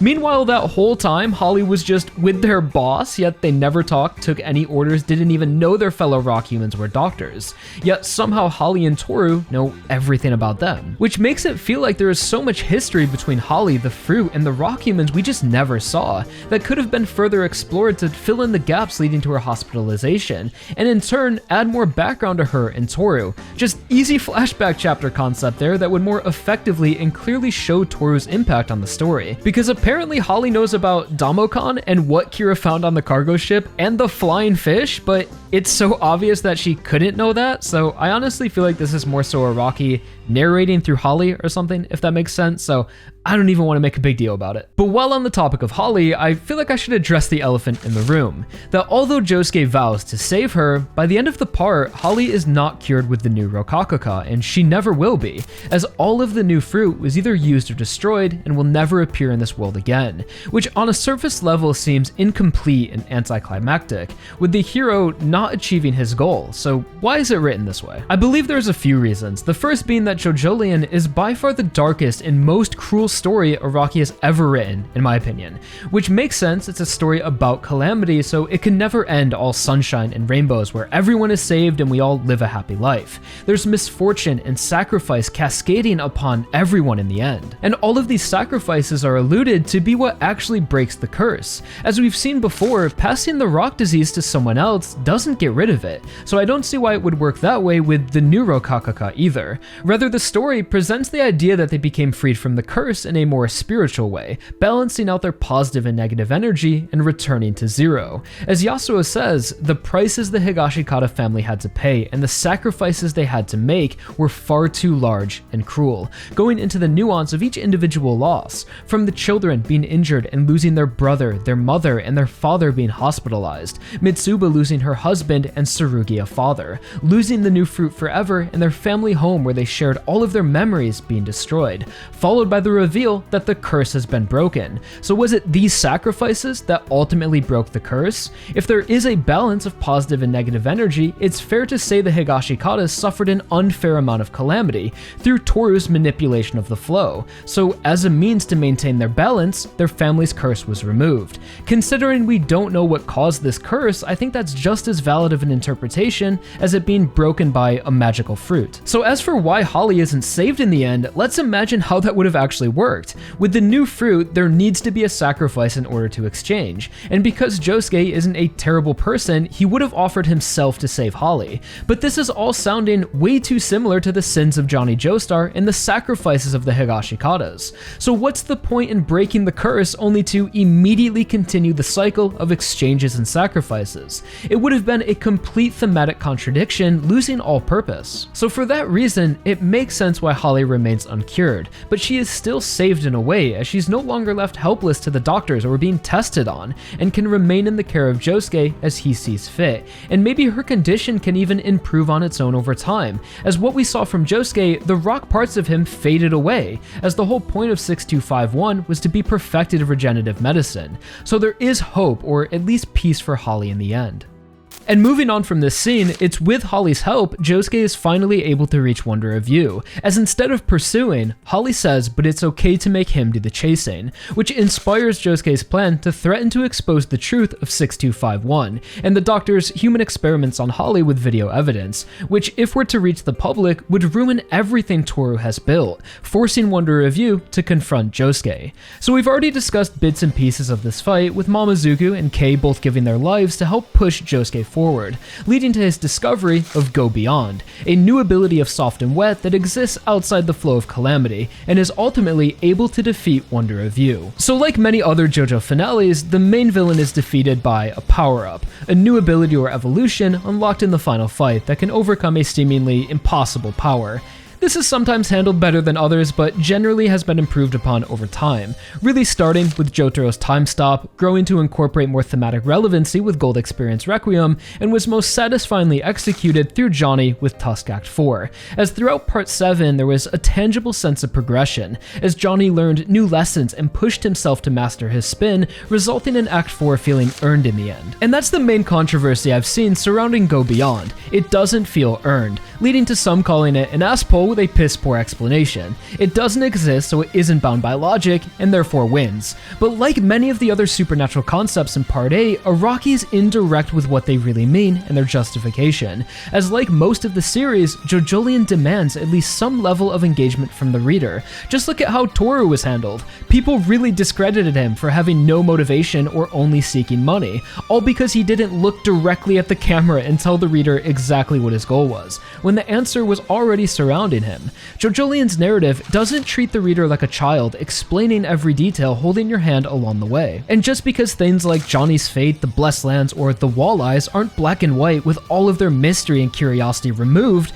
doesn't mean they have been forgotten or are unimportant, because as we discovered in this retrospective, we can find their meanings when viewing the story as a whole. And that's all JoJolion asks. It wants you to explore the work and have fun delving through its mysteries. So Go Beyond is a power connected to the spin. This was first foreshadowed during Urban Guerilla when Mamazuku had noticed the soap bubbles are actually a line vibrating at high speeds to appear as a sphere, but he didn't really understand what that meant, which explains why he never mentioned this to Josuke. But during the final fight, when he's actually hit by them, he realizes their true power, telling Josuke the soft lines of your soap bubbles are spinning. Inside there is the spin, and within it there are things that cannot be seen. And after Josuke sees his bubbles actually hit Wonder of You, thanks to the help of Kei, shout out Kei, we get a further explanation from the ghost of Mamazuku, I guess, who is speaking inside Josuke's mind as he's dying. Just go with it. This is also kind of a narration for the reader, expanding upon the ability and how it came to be, saying there's something that does not exist in this world, but the fact that they don't exist means that they can go beyond reason,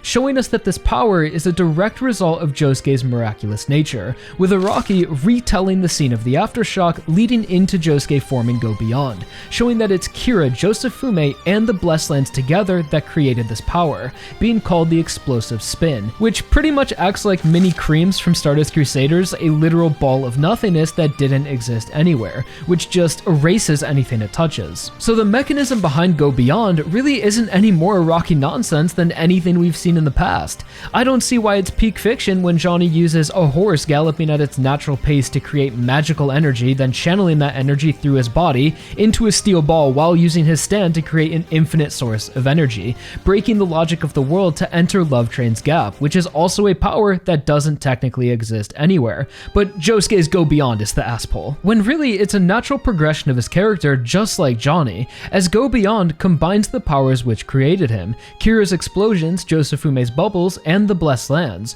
being born on the same land which has been imbued with the power of the Holy Corpse and Johnny's infinite rotation. So there's no denying that Josuke is deserving of this power. It's a reflection of every fiber of his being and journey. So I think the problem was more so with the delivery of it all, how it would seem that Josuke has had this power all along, he just didn't realize it, and all it took was for Mamazuku to tell him, and now he suddenly has the means to defeat Calamity itself. So I will acknowledge that's absolutely how it reads on a surface level, which seems kinda lame, but when looking beyond just the dialogue and towards the larger themes, you can see why only now Josuke is able to use this power. So as I mentioned before, Go Beyond is not just a means to defeat the enemy, it's a representation of Josuke overcoming a lack of identity, and throughout the part we've seen him use the powers of both Josufume and Kira, absorbing properties with bubbles and exploding bubbles. So while Josuke was holding on to those past identities, he was also limited to their powers, and never had a stand whose ability or name truly reflected himself,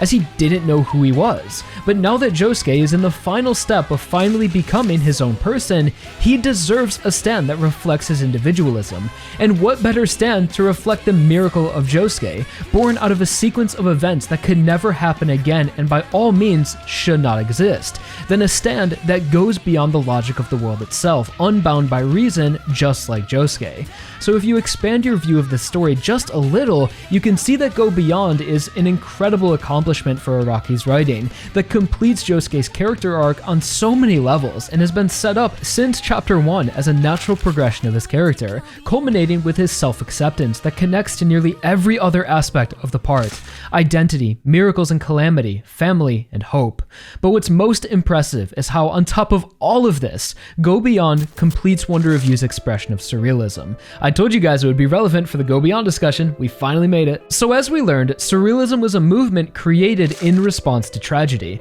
that following World War I, artists looked towards surrealism as a means to reject the cold rationalism of human nature, by using art to go beyond the rational mind, which was absolutely an expression of hope, using dreams, memories, and emotions separated from rational thought as a means to see beyond the nihilism of pure rationality. And Josuke and Go Beyond are unmistakably representations of the hope that was created by the surrealists, who, like the movement, were born from calamity and embraced the power of what exists beyond logic, while Tooru, the man who doesn't understand Wonder Review, dreams, or memories, represents the rational mind. He trusts the chain of logic, believing no matter what, calamity will reach all, saying the flow of calamity is the flow of reason and that it's not even possible to break that logic, even going as far as to say Tooru is the source of logic itself. And to help show I'm not just talking out of my ass to try and force a connection that isn't there, here is a quote from the writer Joanna Fiducia from her work on the art assignments The Case for Surrealism,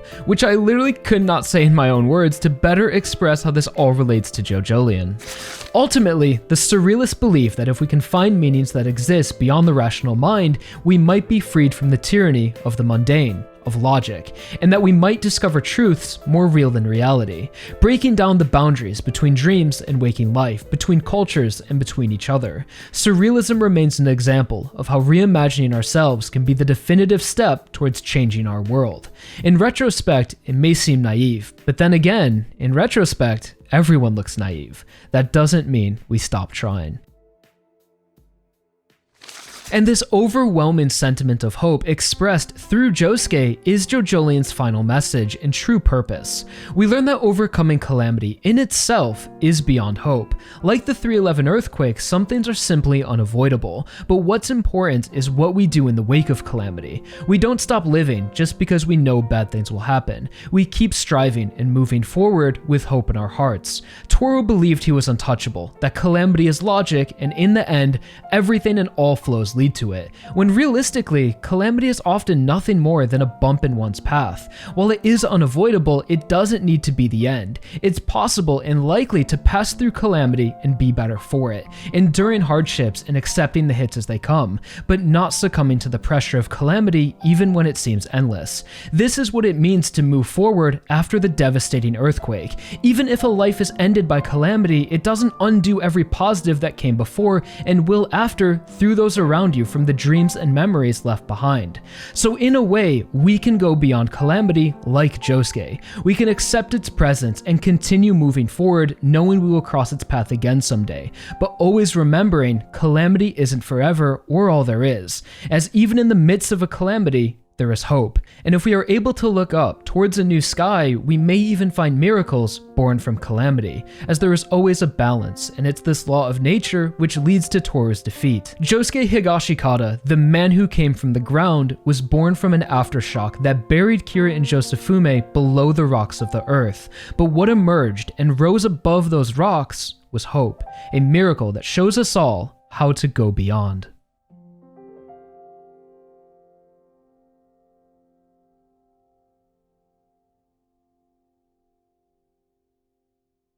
The final verdict for this travesty, this abomination, is a motherfucking 10 out of 10 legendary status. And that's it, guys. The JoJolion retrospective is finally complete. It only took 10 months and 4.5 hours. Yet somehow, I still feel like I didn't get to say everything I wanted to, although I'm sure this won't be my last JoJolion video ever. But before I close out, there is still a few extras I just want to throw in here at the end that I really couldn't fit into the script, but still felt were important to complete this whole project. Mostly pertaining to the end of JoJolion, so we have the Radio Gaga incident, which really wasn't, I didn't mention at all really in the video. And that's because it's hard to talk about this in the context of JoJolion without just like recapping everything that happens, as unlike the previous epilogue we've seen, like Sleeping Slaves, that is sort of a encapsulation of the themes and recontextualizes things, Radio Gaga doesn't do that. It seems almost like a prelude to the JoJo lands more so than JoJolion. And really the reason I feel like Radio Gaga was included is because the ending of JoJolion is so depressing and sad. I feel like Araki just felt like he needed to add some excitement or something happy in the part before it ended. So we had that whole bringing back of Joseph and seeing Hermit Purple. So like a little bit of fan service, you know, seeing Joseph and Lucy just to make people happy after such a sad ending. I really feel like that was more so the purpose of Radio Gaga, and to establish how the rock humans have been this force that have been immemorial for a really long time, and we finally got rid of them in the future. And especially in the final chapter, I just wanted to mention how beautiful it is, that final scene when Josuke is with the family and they're trying to pick out a cake for Norisuke when he is released from the hospital, and the family members are all grieving and too sad to even pick a cake, and Tsurugi suggests, well, why doesn't Josuke pick a cake? And then you have every single one of the family members saying, yeah, Josuke, pick the cake. Josuke, you pick the cake. And that's all of them accepting Josuke into the family, and you have that beautiful ending, bittersweet ending. You see hardships that everyone endured. Family members are missing. Joshu has his little arm and everyone is crying, but Josuke, through all of this tragedy, found his place in the world and his family. But the rock insects are still trash. I still hate them. So thank you guys so much for watching this retrospective series. I really can't thank you guys enough. Please like the video, share it if you enjoyed, subscribe, and now I can finally get on to regular content and stop making this JoJolion video for over a year. So, alright guys, I'll see y'all real soon, new video. Until then, I'm out. Thanks for watching. Peace.